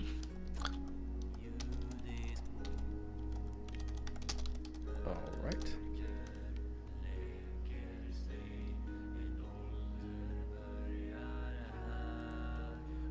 Oh, I lied. It's moved further in than I thought. Let's give it another...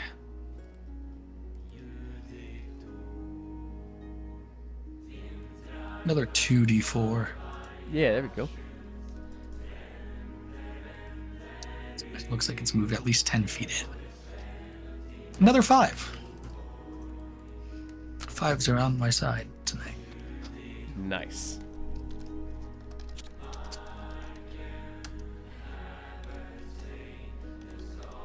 Adjusting a little bit of music in the background.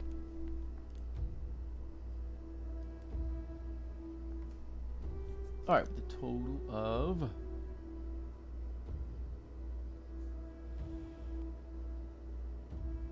all right.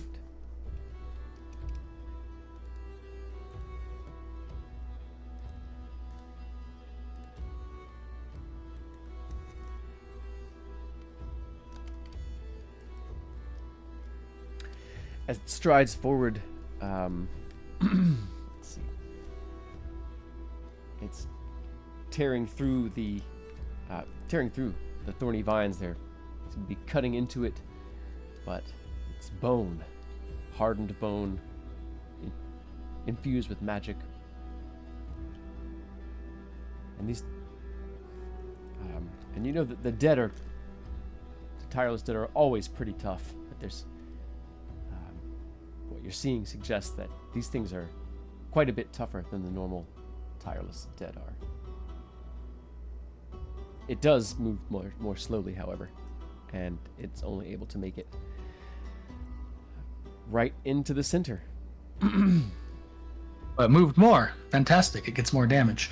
Yeah, perfect.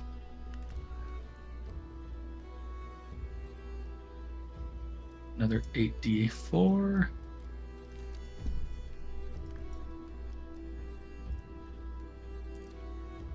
I love it.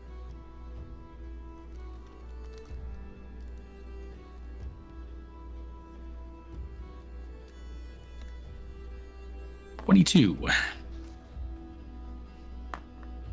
Right.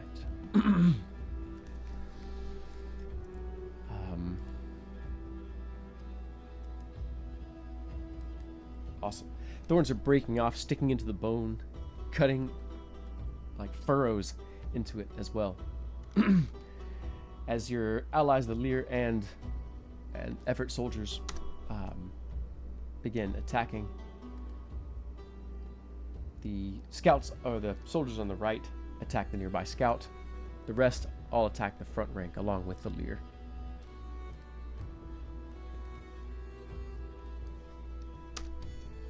Many bolts miss. They're driven in and hung up on armor, baffled by cloaks.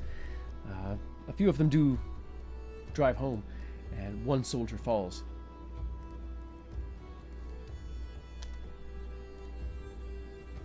Another takes a pretty serious wound. And then it is the zealots' turn to attack.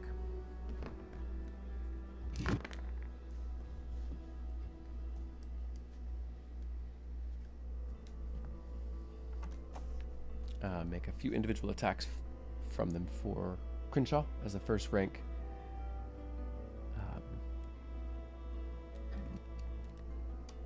Focuses entirely on Crenshaw.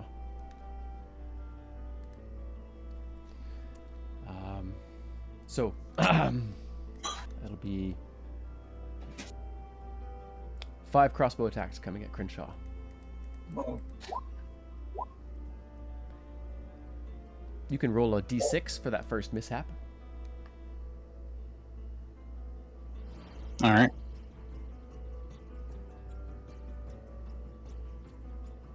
Okay, that's a 2 for that mishap. Okay.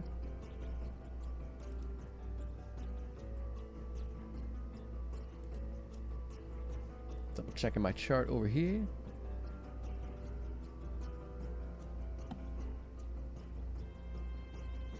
And one of those attacks will land. Okay. The 23. For 7 piercing. All right. Yet, yeah, this catastrophic failure from another one of these gnomish crossbow bolts, or crossbows. It explodes in a shower of broken cogs. The cable whistles through the air, tumbles off into the jungle, and one of the nearby allies is sort of hit in the shoulder and neck with some of the shrapnel.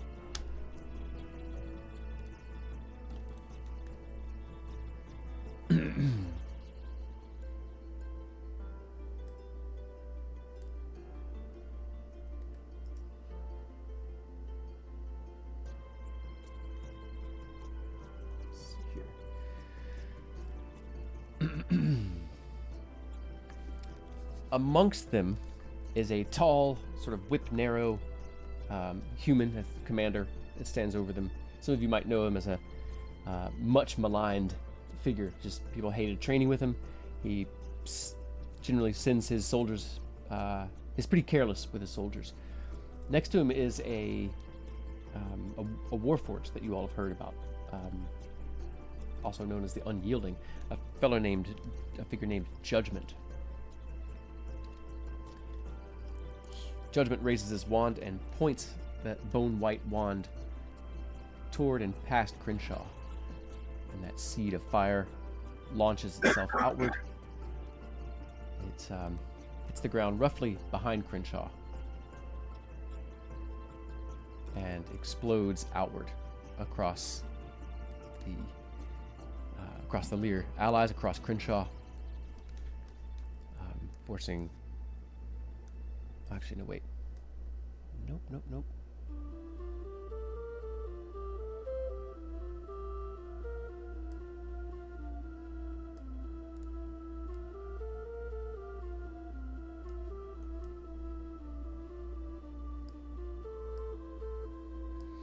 Yeah. So, a fireball explodes over, forcing Crenshaw to make a dexterity saving throw, and all of the Lear as well. It's a 13 from Crenshaw for the dex save. All right. believe the owl is sufficiently high up that it's not going to be.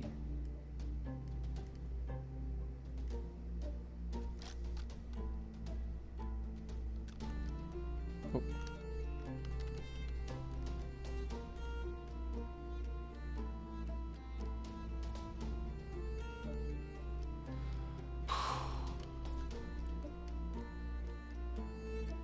All right. That roll come through? Nope. Okay.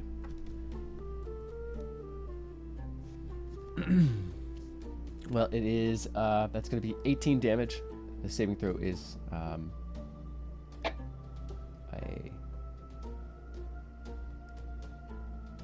14.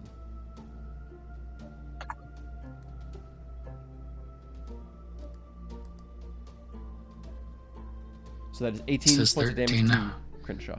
Oh, This 13. says 13 on the thing, so Yeah, 13 is it. That's yeah. Sorry about that. So it's 13 DC, 18 damage to Crenshaw. The fireball then he saved. evaporates. Excellent. So it's 20 or 32. Well, okay. Oh no! I rolled really low on the damage die for that, or like yeah, the digital dice rolled really low just to show Okay, it. I'm curious because he made the save. If it's a 13, Okay, excellent. Then 9 points of fire damage to Crenshaw.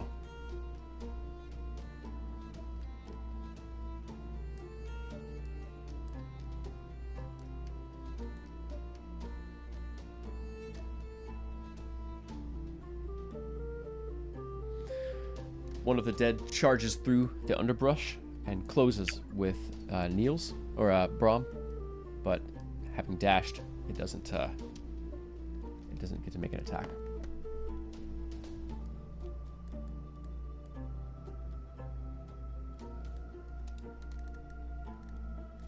However, the tireless Lear steps forward toward the soldiers on the right and does get to attack.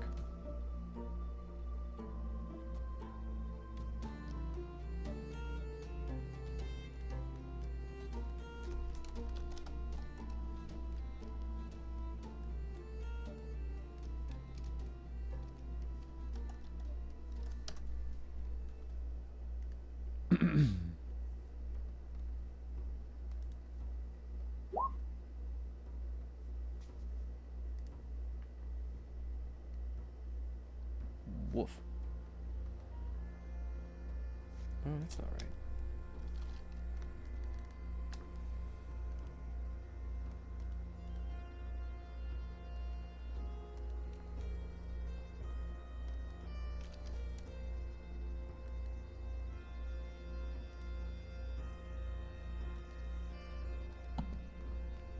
There we go.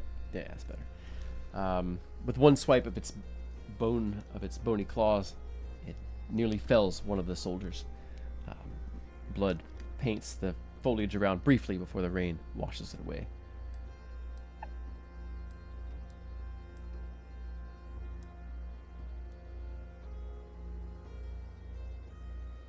Another one. This one manages to close, but having climbed, it cannot make an attack on Crenshaw just yet.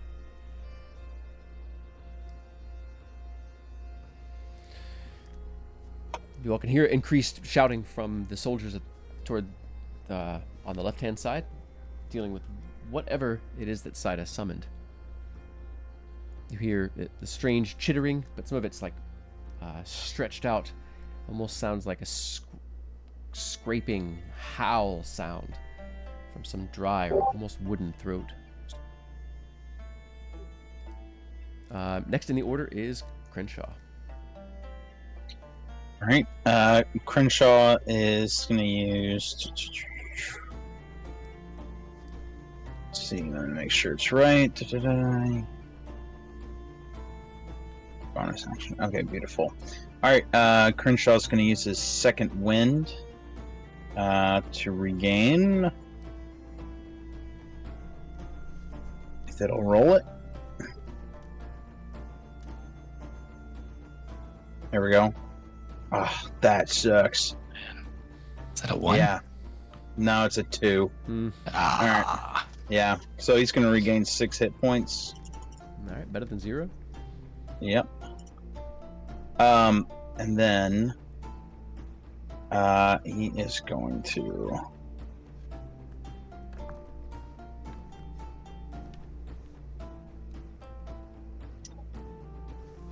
Let's see. Instead of subjecting himself to another barrage from all of that, all of the soldiers that fired. Do I want to waste the disengage action?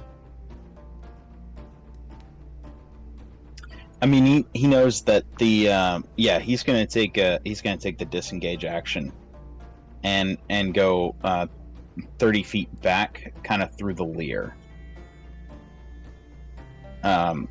Just trying to get back because he sees that leer tireless coming for them, and it's just Brahm there, so he's gonna fall back to protect the pillar. Okay. So he's coming.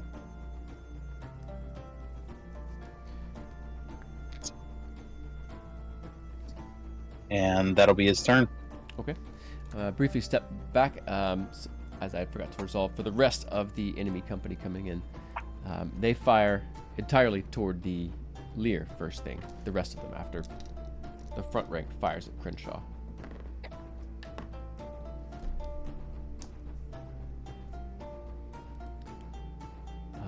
The first leer drops in a hail of silver bolts.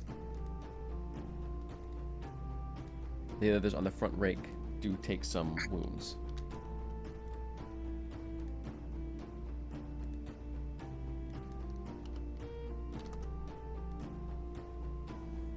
And next in the order is Kenneth. As you can feel the changes happening on the hill, you can feel every leaf on the hillside, every blade of grass, every petal bouncing as the raindrops hit it. You can hear this and feel the sky split with power as lightning strikes and forks across the sky. You can feel power flowing from you, from Saida, into the pillar. You can feel the pillar shifting, activating, summoning allies further down the hill. But still, that great head on those massive shoulders, barely perceptible, squatting over the bay, its head still sort of turning and slowly fixing upon the hill. Do I get the impression that I would have time to shoot an arrow at something, or is it better just to focus on continuing to do the magic? You have a bonus action you can spend on your round. That speck in the sky has moved. It's sort of circled around to the north, and it does seem to have gotten larger and closer.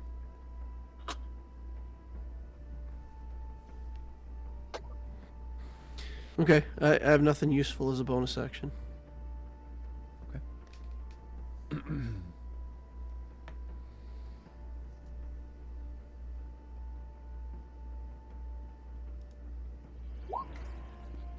Brahm turns and makes an attack on the undead leer and misses. Nigel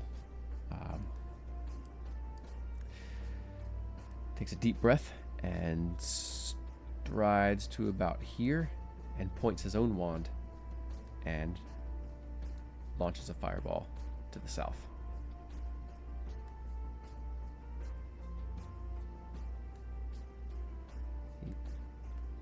From where he's at, he can kind of only hit the back rank, but he hits several of them. I'm gonna get out Neil's. He can get all of them. 20-foot radius. Yeah, he's looking downhill. There's this cliff sort of in the way and foliage. Yeah, I'm saying he just can't get all of them. See Neil's. Okay. But yeah, he could definitely get Neil's and those guys. Well, that's what I'm saying. Like if he can center it right on Neil's, he'll get the whole grouping.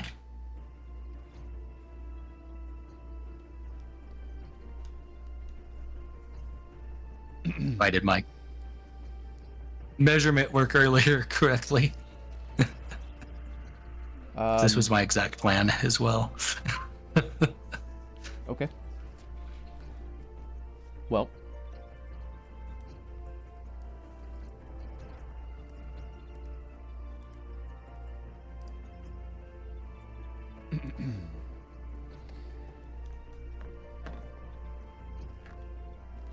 as the seed of fire arcs toward them, Judgment raises his hammer high up and brings it down. You see the seed of fire knocked to the ground, and it sizzles out as it hits the mud. Seems that Judgment was able to counter that spell, or raise some shield around them. Nigel, that's his movement, so he stays there. Saida, is there anything that you do or say? Well, I know I need to keep my focus on the pillar. I imagine I don't have any control or say over what the summons do. You can feel them. Yeah, you could spend your bonus action to direct them. They're kind of scattered around. Some of them are moving up the hill. Others are just sort of spread out around the place where they were summoned. You can feel that they're fighting, but they're not necessarily seeking to fight the soldiers on the side of the hill. Just sort of in their way, you think. I mean, do I get the sense that tactically they're doing a pretty good job? I think tactically, they just you summoning them is the only tactical thing that's happened. Some of them are, like I said, the company has stopped and is dealing with some of them, but they don't seem coordinated or intentionally attacking your enemies. Well, I would love to suggest or use my energy to influence with my bonus action.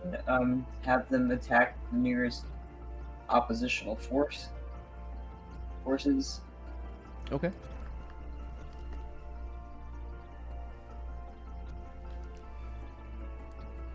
You can feel them begin to change direction. You can feel them begin to sort of focus back downhill. Those that have charged up the hill, you can kind of sense them now moving back toward at least the source where you summoned them from.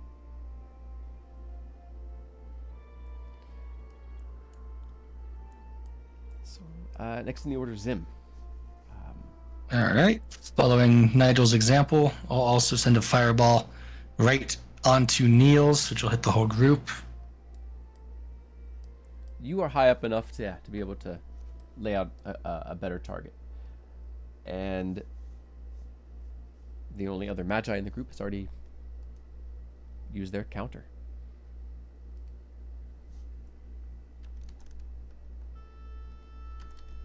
So you can go ahead and roll that damage, and I will make some saving throws for them.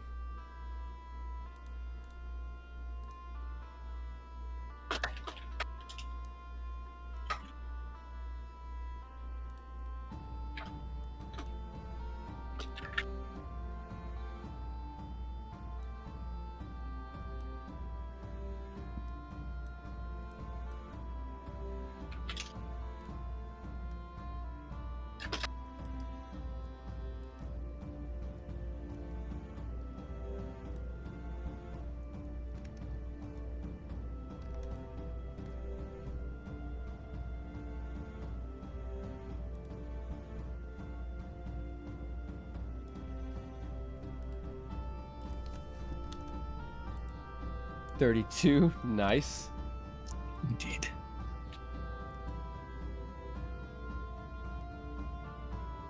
That is a lot of low checks.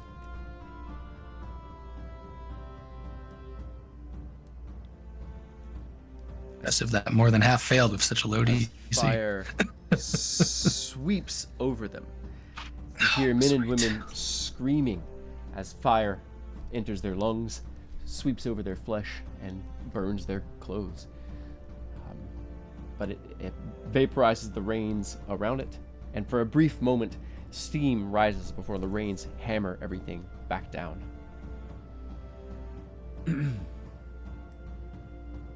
What does Zim do next? Sim lets out a sigh, wishing he didn't have to do that.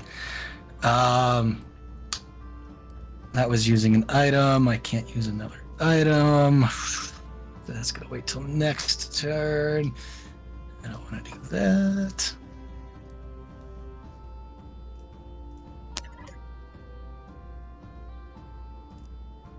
Man, druids, you have no bonus actions.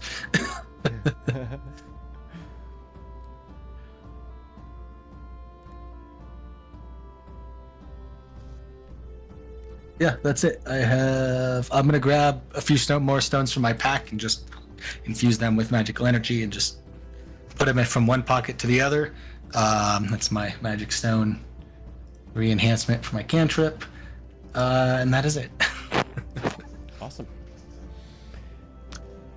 Your allies divide their attention roughly between the two tireless, or the two large undead. At this point, the Lear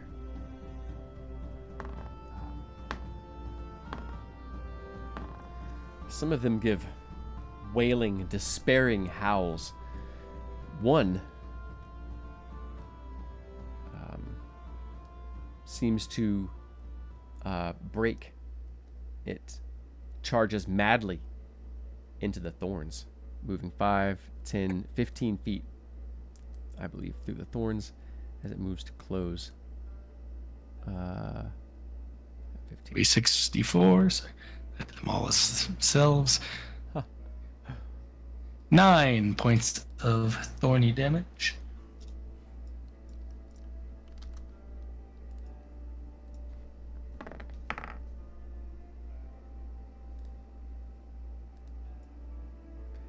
And its own claws blaze that sort of orangish red as its weapon's forgotten. It just tries to tear this Lear skeleton apart with its claws and hands. And it makes a fair start as it pulls some of its rib bones away and snatches its ulna, the smaller forearm bone.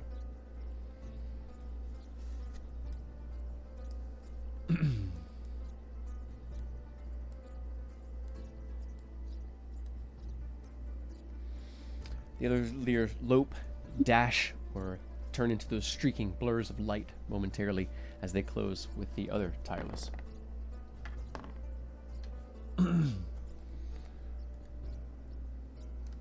There are small explosions of that wavering red energy, explosions from their claws, from their bodies as the Lear skeleton lunges out and slashes at them with its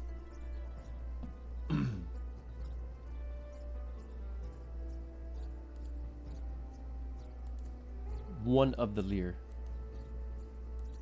is hurt very badly in the exchange, but between them they take down one of the tireless.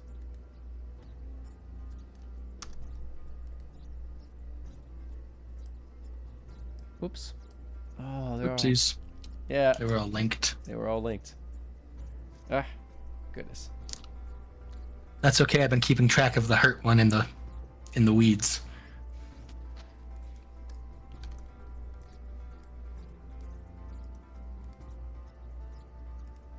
Perfect. What were those hit points? 23 for the one in the thorns.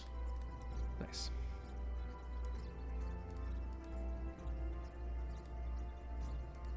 And then Brahm missed his, so he's still got full over there. Yep. Brahm, not good at anything. No. But some of the sword close. Others come in with their crossbows.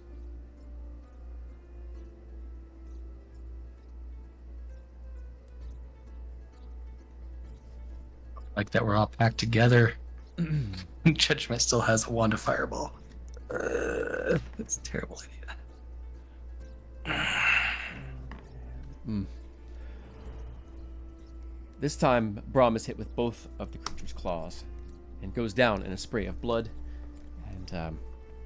and soil that's cast up as Brahm's pretty heavy frame hits the hillside.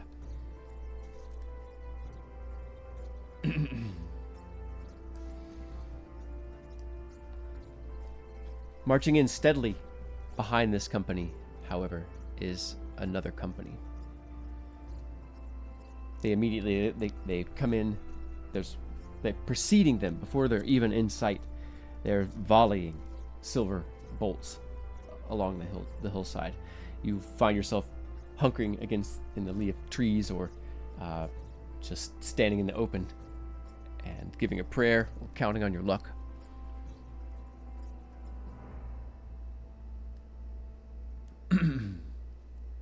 Kenneth, you noticed that the figure that you were worried about, that speck, has indeed resolved itself into a winged lizard with a figure on its back, quickly growing larger. You can even see the sky, like lightning arcing from the clouds to hit this figure, but it doesn't seem to stop it. And it doesn't continue. It seems like this figure is absorbing lightning as it flies, arcing around the hilltop before it made its approach.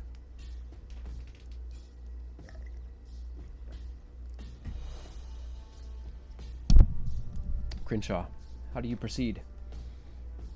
You see this thing coming in the sky, the shape of Crom squatting over the bay, another company moving up the path beneath you.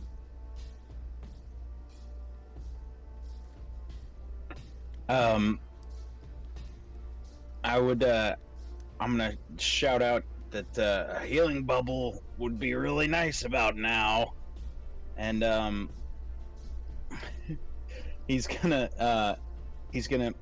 move to intercept this Lear, imposing himself between the Lear tireless and the pillar, and he is going to attack it with his bone sword.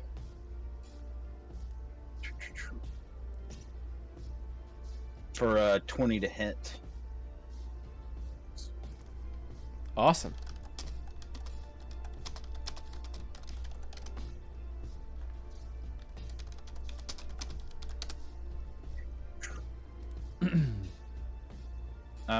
If that hits, it's 7 damage. It does hit. All right.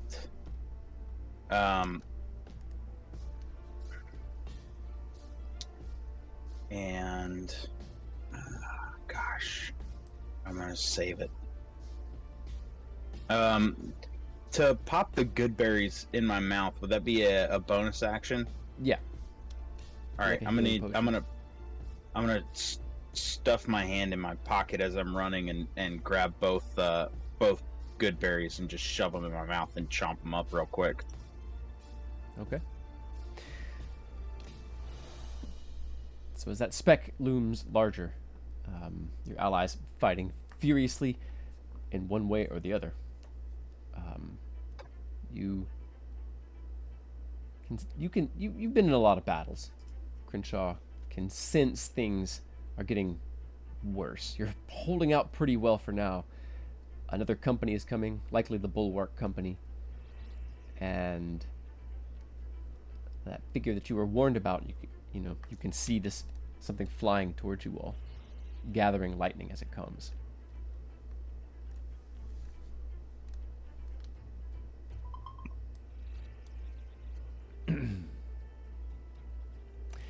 Next in the order is Kenneth. As you can, you sense power, a different power building within the pillar itself. You can feel it's almost like the pillar has grown roots and is drawing up power. It's quickly replenished whatever side it used to summon allies on the side of the hill.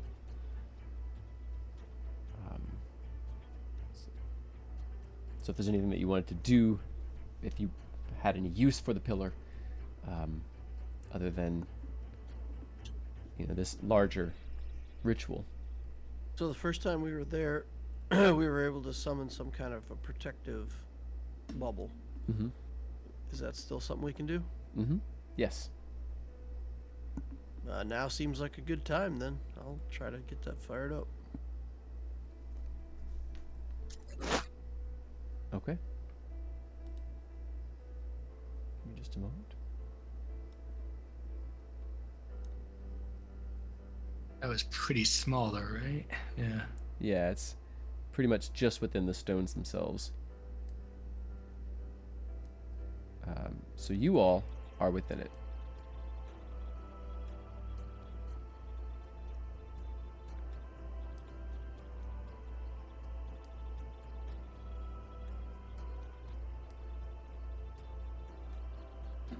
As long as it's protecting me inside and we're playing the objective, that's what counts, right?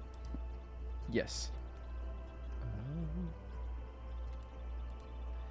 I'm going to move RS out here to indicate that he moved out. I've just been rolling him and I've been rolling all your allies as one each round.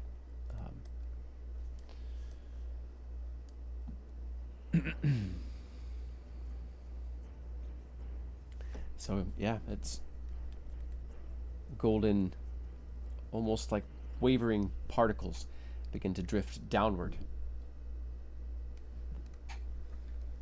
sort of within the area itself.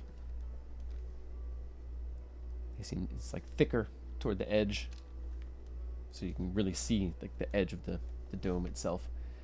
But it's like a faint and constant golden rain inside. It starts falling down. The water and the rain immediately starts sliding around the outside of it. Zim, you, as high up as you are, you kind of almost have to, you're right up in the top of this dome. I'm probably laying on top of the pillar right now. So my levitation is gone from casting spine growth. Oh, okay. Excellent. So yeah, you drop back down onto it. And, When you lost concentration on the levitate, did you make that balloon sound? Yeah. Of course. Is there any other?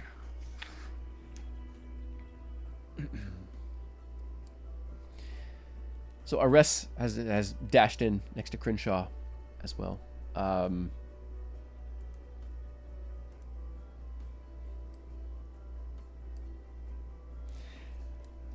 Nigel sort of, Nigel launches his fire bolts just from his hands. Can I shout out to Nigel before he does that? Sure. Try to control them. Use the amulet. A distasteful look crosses his face, but he reaches up to the amulet. He frowns, and this one immediately goes rigid and takes a step back. I don't like the way that feels. I know, but it's our best bet.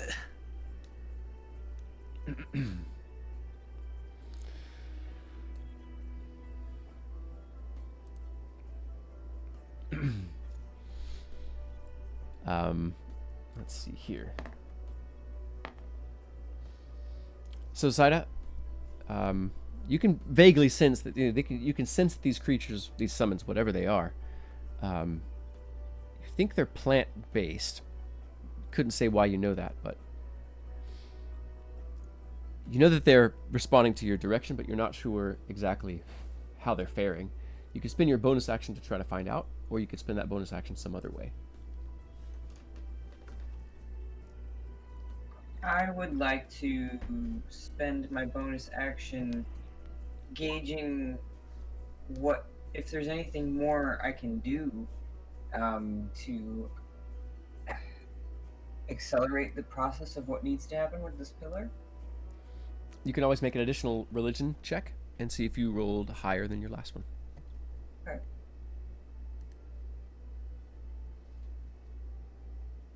Okay.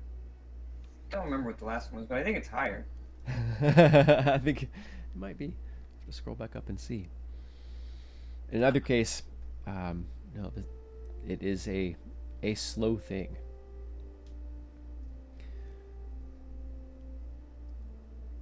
And the fighting continues outside the dome that Kenneth has raised.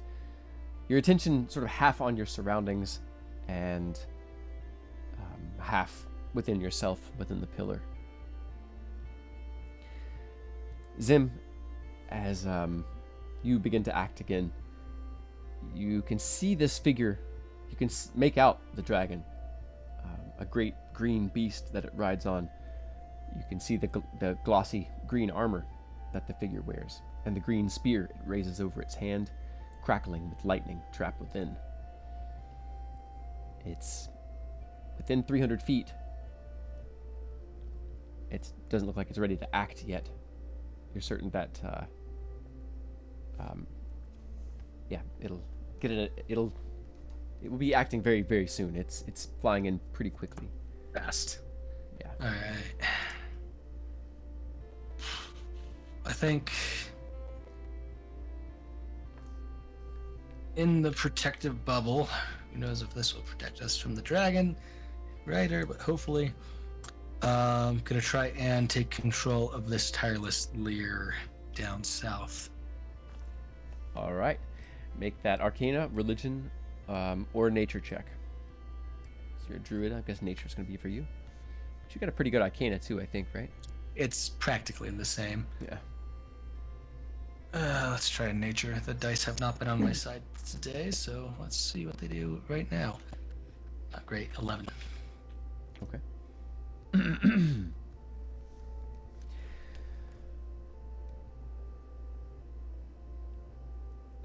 You feel a cold stab in your midsection as something sort of lashes back. It doesn't do any damage, but something went wrong. The creature, it seems to it jerks as if stunned or surprised. It opens its mouth and gives a hollow, long, groaning howl.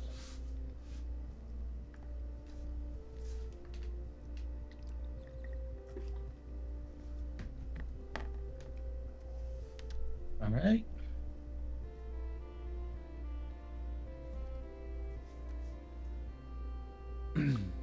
That was my action. I have no bonus actions. That's it for me. Okay. So as we step into the NPC's actions, let's check everyone's time and attention. I'm thinking I have about 20 more minutes. If everyone's still on board. If anyone has to go though, we can stop here for the session. I can finish cinematically for the moment. If we do continue, either way, we're going to start stepping into more cinematic rounds, less crunch and mechanics of the system, and more the spirit of what your character can do. But let's check in. How's everybody feeling? Does everybody need a hard quit now? All right. 20 is I'm pushing good. it for me, but I can do like 15, and I know that seems small, but it's just the nature of things. So I say 15. Okay. Does that work for everybody else, or anybody else need to cut it now? Okay. No, Well- I'm happy with it. Okay. I'm good to go. All right. Let's take a short break. I'm going to use the restroom really quick. So I'm going to transition really quick, and I'll be back in just 2 minutes.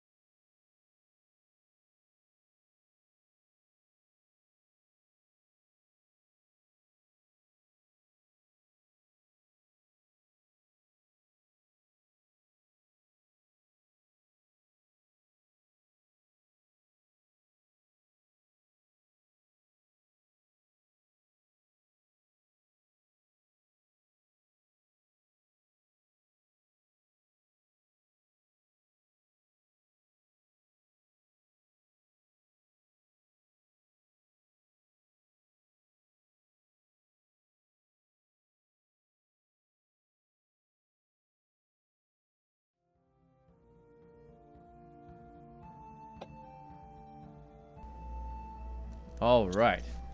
We are back, everyone. So, as your allies, the Lear and the Lear sympathizers, the effort that are on your side, continue firing at one of the nearby Tireless, and are firing at the next company that's coming up the hill. You see Klesh, you see several other figures you all recognize from the hill, and a handful of magi holding up a defensive screen around them. Their attentions, though, it turns as this figure on a dragon rides over the top of the battle, sort of curving over the hill, scattering lightning across the hilltop itself.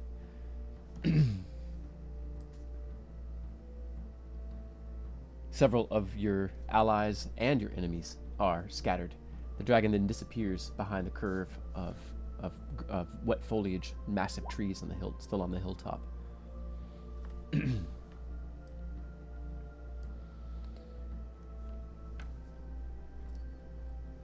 The lightning, however, mostly tore into your allies. Three of the Lear are dropped to the ground. A few of the other effort soldiers,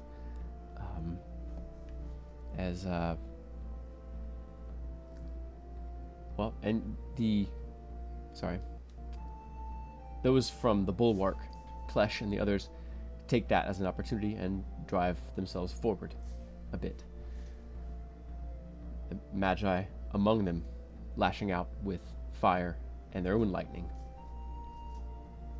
As they crest over the hill, and Nigel and Ares and Crenshaw are driven back around the sides of this defensive dome, taking positions along the rocks and in the trees, taking cover now from the sky as well as from below. You all find yourselves ducking in cover, Crenshaw firing from cover, stepping out and dispatching people that come near or driving them off, and stepping back in cover before the dragon appears, lightning flying from the spear of the menai and noxious green gas billowing out from the mouth of the dragon. Finally, the dragon arcs out, but this time it gives no breath weapon. It lands atop the protective dome, the menai chanting and pointing down. Kinnit and Saida, Zim, you can sense it trying to dispel or alter the dome itself, while the dragon the dragon does some strange rolling thing with its neck, likely trying to work up more of this noxious bile.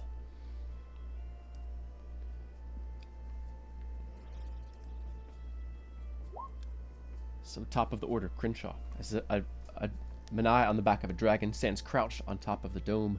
The hilltop now is barely littered with fallen soldiers and the dead, as the company that came had a massive team of undead before them.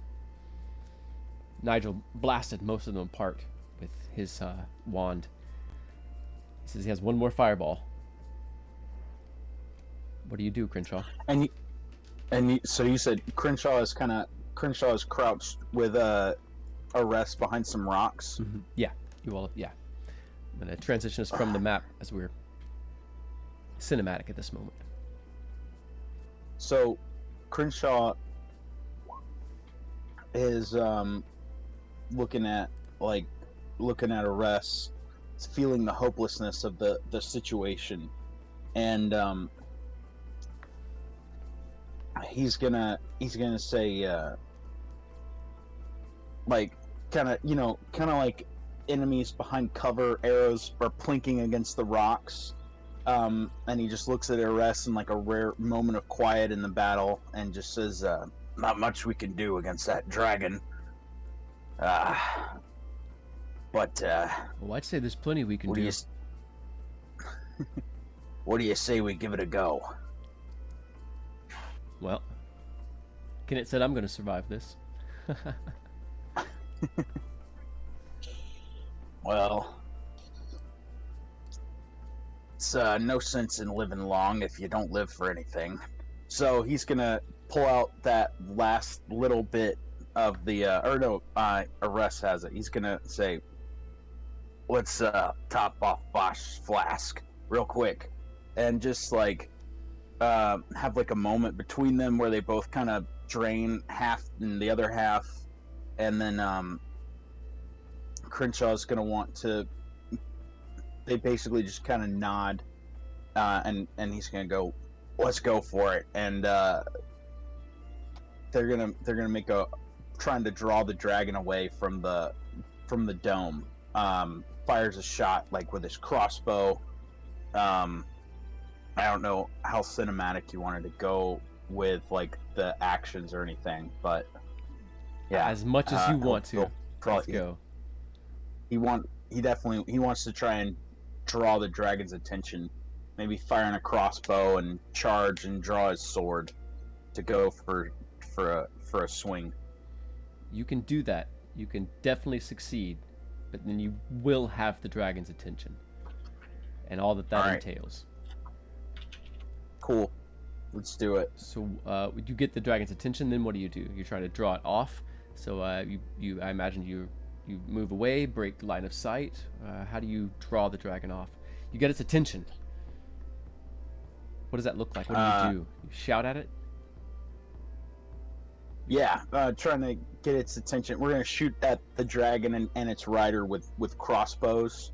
Maybe take a page out of Zim's book and throw a rock at it. I don't know. Maybe Okay. He's possibly he's been in the fight for a while now, so uses his last bolts and then chucks rocks and draws his sword, and it tries to draw it across the ditch. He doesn't want to get caught in that ditch they built, but Right. find some cover and draw it into melee range where he can try and possibly wound it. Okay. So the two of you make hell for leather across the storm-dashed hilltop. You skirt these massive blue sleep flowers, firing and shouting at the dragon. The figure on its back, ignoring you, focused only on the dome. But the dragon turns. It takes a long, loping step to follow you, which isn't far as you all drop down into the trench. But it has a step closer, away off of the dome, its attention on you. Now, to keep its attention, what are you here for?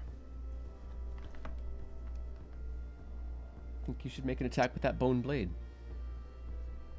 All right. Yeah. All right. So, yes. Crenshaw rolls a nat 1 All right. on that attack. I'm gonna just blow my GM inspiration on this death swing. This is the time for it, for sure. All right, a 14. Okay. It's not really too much better, but That's all right. Twice is good. yeah. All right. So, as you draw the blade out, you drop your crossbow, drawing the blade out. Just as the dragon's snout comes over, you drive the blade upward as it opens its mouth, and noxious green gas almost drools out from between its teeth. Immediately begin burning your skin. But as your arm drives forward, the blade stops on bone. You feel it break. But you can see the last thing that you see is a look of agony on the dragon's face as the dragon's head rolls away as this green mist overtakes you. You also you see a shape slipping out. It's Ares who's managed to slip out of the area of the breath weapon and is, for the moment, alive. Kenneth, you see Crenshaw draw the dragon's attention away. You see the dragon take the blow, reel, and fall to its side. You can see the bone blade protruding from the top of its snout, where Crenshaw stabbed right through its mouth.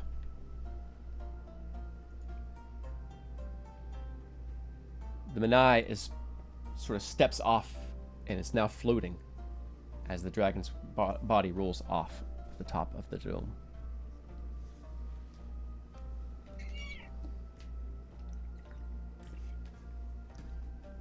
As your more and more of your awareness is pooling into this, spreading into this, through it, into the stones below, into this, and every drop of rain that touches it, you can feel like further and further into the sky. You can feel the movements of great clouds, the forces of lightning within what almost feels like your body now.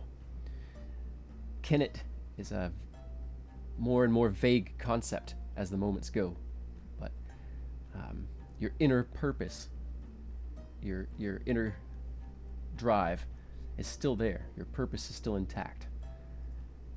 Is there anything else that Kenneth does? Can I become the lightning and just strike them in the eye? Make a nature check. Not losing focus on what I'm doing here, but if I can like feel the sky and all that stuff, like, can I do a call lightning as a bonus action? You can, you can use your bonus action. You can make a either wisdom saving throw or nature check. Oh, I would also take charisma saving throw. And I was gonna dump some spell slots into this thing, so you guys would have advantage on something. I was hoping. Wisdom save 6. Well, your sense of place and even space is confounded at the moment. Lightning begins scattering across the hilltop, skittering over the dome, plunging into the body and scattering across the body of the dragon, heaped and curled around the golden dome, and being drawn into the spear of the menai. But you can also sense distantly it crashing to other places in the hilltop, sundering, splitting trees, striking down to the very bones of the earth, scattering enemy and ally alike in painful lines of jagged white and blue.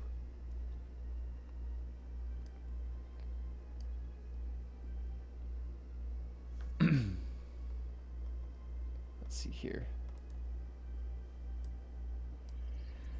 You see a brief moment. Nigel has stepped far around. He's sort of standing on that excavated stone, likely the work he was directing. He's standing on it. He's holding his wand in reserve, that last fireball he mentioned, and is just firing small bolts of fire across, toward effort troops, the zealots.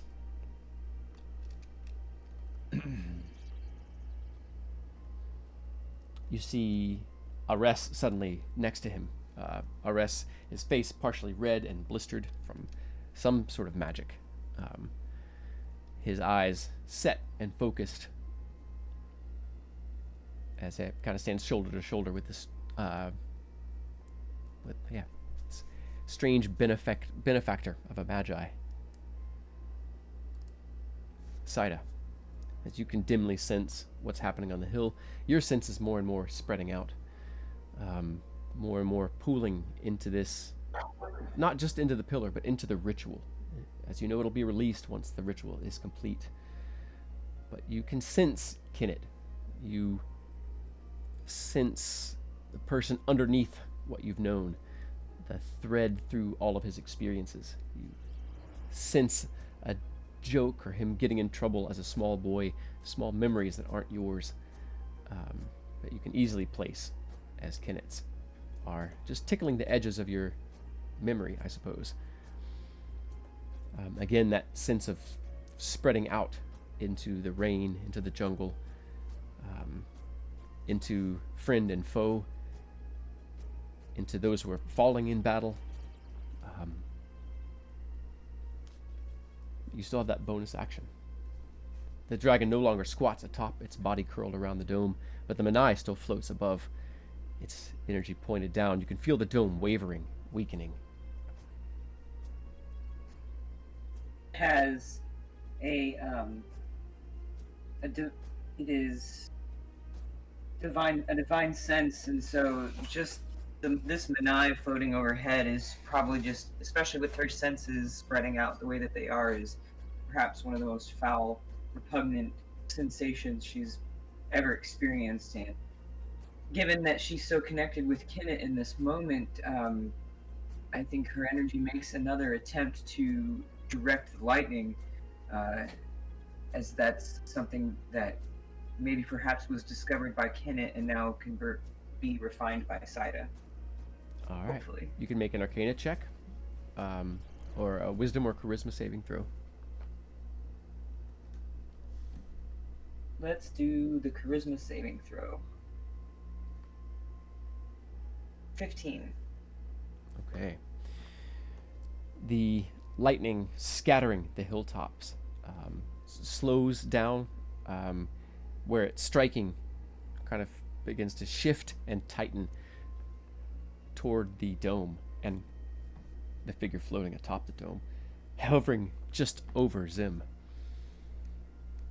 Everything is suddenly backlit with bright, glaring white. Zim, you sort of know it's coming, so you can kind of turn your head away from it.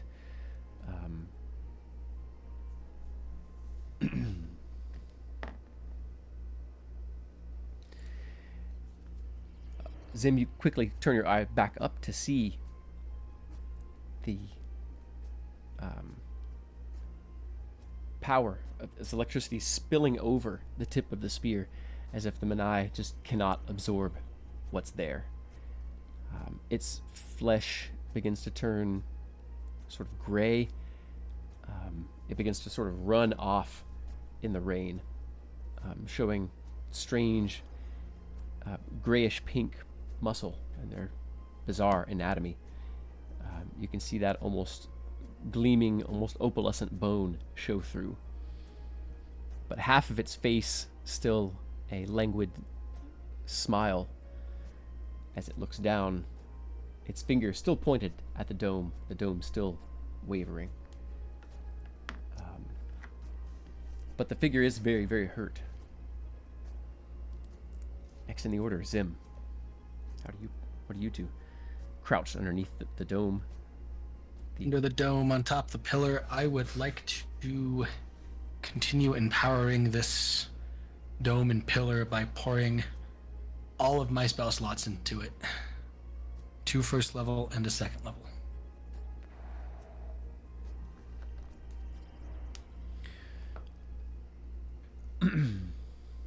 Okay. Saida, Kenneth, your sense of place, your sense of name fades. Memories of yours blur together. A third set of kelp farming and learning the gentle sort of magics of nature. And you realize that Zim is suddenly with you, his energies weaving along with yours. You can feel the pulse of that healing magic drawn up from him, perhaps something he wasn't aware of, or some new talent that's being born in this moment, at this end of things and beginnings of others. The lightning is almost constant now, and in fact, as it steadily pulses faster and faster into the menai, the golden rain around you becomes so thick you can't see through it anymore, for those of you still aware of your body. The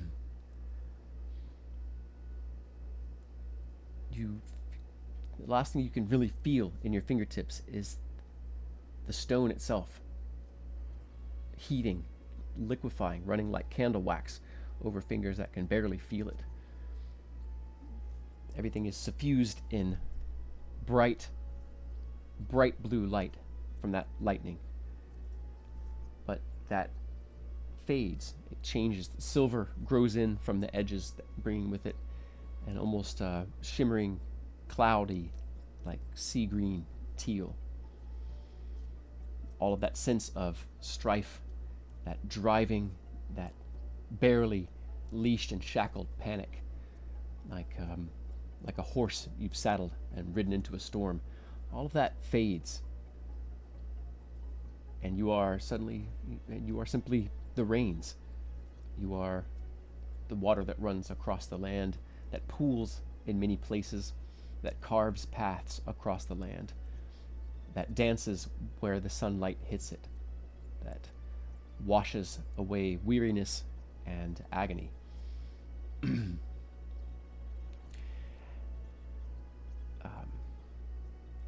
Crenshaw, your vision fading, the cloud of gas now gone, but the sky itself is just strobing white above you, as a long, steady stream of lightning comes down from the clouds, twisting and weaving together from many sources, pulsing through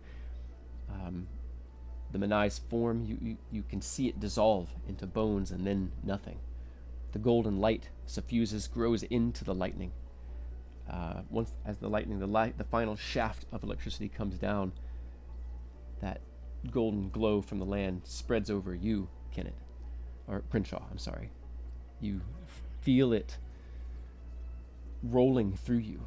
You feel it purging the poisons out of you. You feel it healing not just new and recent wounds, but old wounds you'd forgotten about.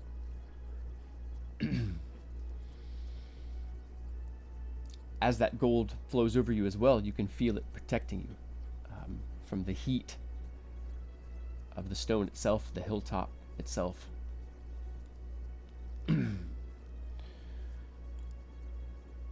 You begin to lose consciousness, Crenshaw, but it's a pleasant, comfortable oblivion, a warmth, and visions begin to roll through your head. You see the Lear come here. You see other tribes meet. You see them defending it for a time. You see them sending messengers out in like tunics of like white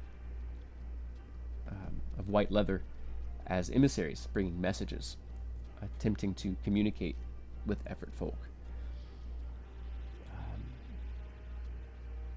You see many battles in some places between the effort and the Lear still, but in others unified, the effort and the Lear fighting a green-skinned ancient hag. You see them excavating a temple in the swamp and beating demons of shadow and deception. Black-skinned dragons like the beast you've slain. But you see many people garbed in this sort of silver and like sea green, with the mark of this pillar, who all can heal the wounds of menai, of Lear, of elves, of dwarves, of humans, who are not a part of the effort, aren't a part of the Lear, certainly aren't a part of the menai. You see the focus of the effort turn slowly and inexorably to focus singularly on the menai. You see a future of wonders born between the knowledge of the Lear and the effort. You see fortresses floating on pillars of crystal, housing companies and companies of soldiers, flowing over the land. You see on them Lear and effort folk, kitted out in weapons and armor that are a combination of both. You see them flying over a frozen Northland. You see them fighting the menai, and over years, you see the menai retreat into strange realms of darkness and shadow, finding elves of gray skin and black hair who have a similar temperament but stranger magics. You see a war spreading out, but you see peace and unity between the effort and the Lear themselves. Kenneth and Saida, you and Zim, your sense of self is gone. You are a trifold consciousness that floats around a certain piece of information, a certain knowledge, what you know, what you've learned, and what you brought to the firmament to change there and become something new, now spreads throughout the land over it, all the way up to the sea's edge. You see it spreading across a vast continent.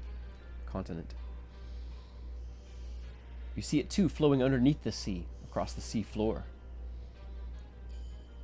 You feel yourself flowing into people, but not people you recognize. Some elves, dwarves, Lear, other folk, but also monsters and stranger folk, goblins and Sahuagin, these deep old ones. It's not limited to your effort folk, your allies. It's not owned by anyone. This power is free to anybody who has a purpose that aligns with a new way, a dawning of the new day, a recovery of what was lost, which was the future. For generations, for so long, you all lived on the sea, and there was no future but this drudgery. You are certain that you've given a future to more than just the effort. And one of you, two of you, survive.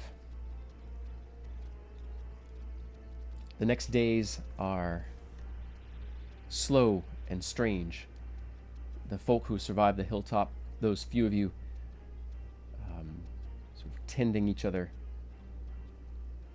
A camp hastily made of skins and the dyed canvases of the effort. You see the first of many communities growing. The ones that come after this will be made of stone, of knowledge and intention. This is made of desperation and necessity. But the first talks of peace, of true peace, begin to happen in this camp, this place of necessity. This ancient pillar made so long ago for a purpose that you can only guess at and hope that your purpose is fulfilled, or the purpose of it was fulfilled. But yours certainly was. And I think that concludes this campaign of Landfall, as our heroes were successful. Not all heroes perhaps survive, but also what may have looked like death is become something different, as Kenneth, Saida, and Zim are not exactly alive, though you could say that those individuals certainly ceased to exist and are no more. Something new was woven from the three of them. Of the living, there's, fittingly perhaps, Crenshaw, who, having seen so much, is an excellent vessel for knowledge, for personality that you all carried.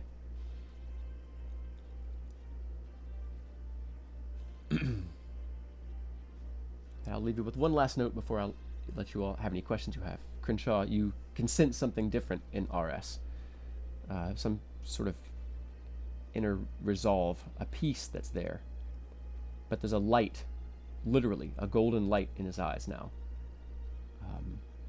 And he says there's one in yours as well. But you think he's just saying that for you. No one else says anything of the sort, but everyone sees the golden light in RS's eyes. All right. So before we call it for the session for the night, do you all have any questions about this story? What happens next? Anything that you all felt was left out?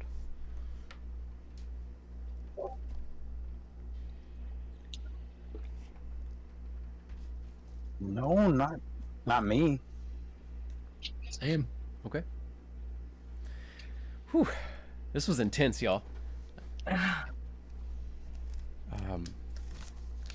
Well.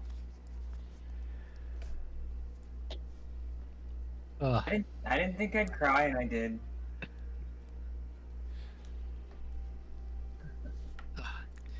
Yeah, I know our initial vision didn't have Zim sacrificing themselves at the top of that pillar, but I was like, there's no other way.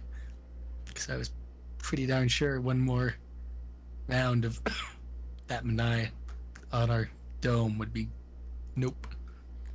Yeah, he was coming through. And I had a decent amount of spell slots left, so Yeah, that just fast-tracked the whole thing a little bit quicker. But yeah, I appreciate you all playing this. It's a pretty hardcore setting. It's not necessarily for everybody. Certainly, Goblinstone's not going to be military. It's not going to be the same type of grimdark at all. It's going to be much more of a starting out as a standard fantasy realm that you have to make sure that it gets to stay that way, sort of scenario. A lot more standard. Well, a lot more of the meat and potatoes, like hanging out in pubs, shenanigans, a lot more room for shenanigans. So, which is why I picked that campaign. And this one did go a little longer than planned, but it's got to take the story into port the right way. So I appreciate you all being willing as players and really leaning into that. That was really fun for such a heavy story, heavy ending. But before we sign off for the night, let's check in and see how that was for everybody else. Bri, how about you? How was this short campaign? How was this session? Excellent. I had a good time, and enjoyed playing someone a little bit different than what because we play in this world on Thursdays. So I'm very excited and looking forward to Goblinstone.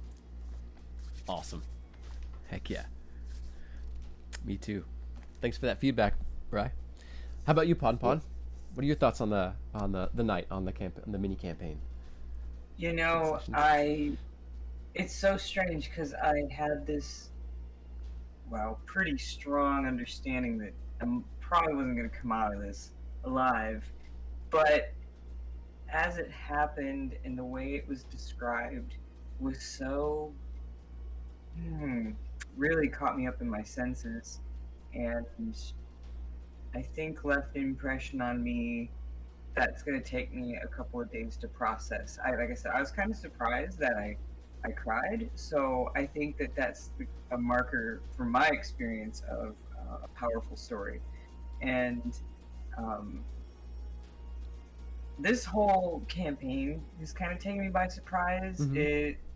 It's been kind of a frustrating journey, but kind of one of those ones that assures you that if you stick through it, you'll learn a whole hell of a lot. And I think Saida, I've got a whole slew of characters I've created in my life, and I have to say that she's become a permanent fixture. I will remember Saida. There's plenty that have been forgotten, but Saida will not be one of them.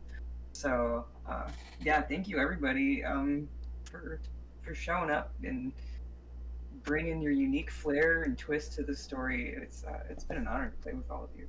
and I'm excited to play some more. Heck yeah. Thank you for that. How about you, Deal? What are your thoughts on the campaign in tonight's session? It certainly went on longer than I expected. It was originally Same. going to be, throw together a few characters and practice some games, and I think we all got into the story a little bit and started getting into our characters a little bit, and so it was long enough, like Evelyn said, it's long enough to get to know your characters, and then have them go out in a good way. So yeah, I think it's a fitting ending to the campaign. It's a way to tie it up and send it along. But yeah, Kenneth was just supposed to be kind of a throwaway character. It turned out to be an interesting experience, and like the others, I'm looking forward to creating a new character and getting going in Goblinstone. Yeah, heck yeah. All right, thanks for that feedback, Deal.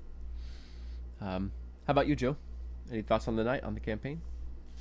Yeah, I thought the campaign was definitely interesting. As Brian says, as Big Ray says, he and I are part of this campaign on Thursday nights with DM Feanor, and we've definitely played it differently between the two, 100% differently, if in fact, and we have been playing very different characters. This was the first time I played a druid in a long time. And Zim just has some fascinating quirks that I wanted to take a look at and try. Yeah. Mostly I had very few combat spells, if any. I had a combat cantrip and a combat spell, so that was purposeful. I knew what I was doing when I was doing that. But I felt like this guy just wouldn't be a very big combatant. But yeah. At the end of the day, his friends were giving it all, and he knew somebody else had to, so as well, in order for this to work. So I really liked it. I liked all of our characters, the unique blend of story, and how we've summed it up this go around. So I thought it was amazing. Heck yeah. Yeah, this was really fun. All of y'all playing different characters. First of all, getting to bring people from different games together to play has been really, really fun. And just having everybody get to know each other, and of course get to know their characters. This has all been really, really fun. And yeah, we did plan for it to. We expected it. I said it was going to be a little bit shorter, but it's been really fun. I think it's been a really good. It's been good. There's been a lot of little kinks to work out in the system and stuff, but. Also, yeah, I just think it just became a really satisfying, really fun story, and I really appreciate, just y'all being interested and willing to end a story this way, and just lean into it. This is really fun. To all of you out there, my only regret is not having done the final stand thing and becoming an ankylosaur forever. Well, there's always another regret. Always another campaign. There's always another time. Absolutely. Well, everybody, we're about to sign off.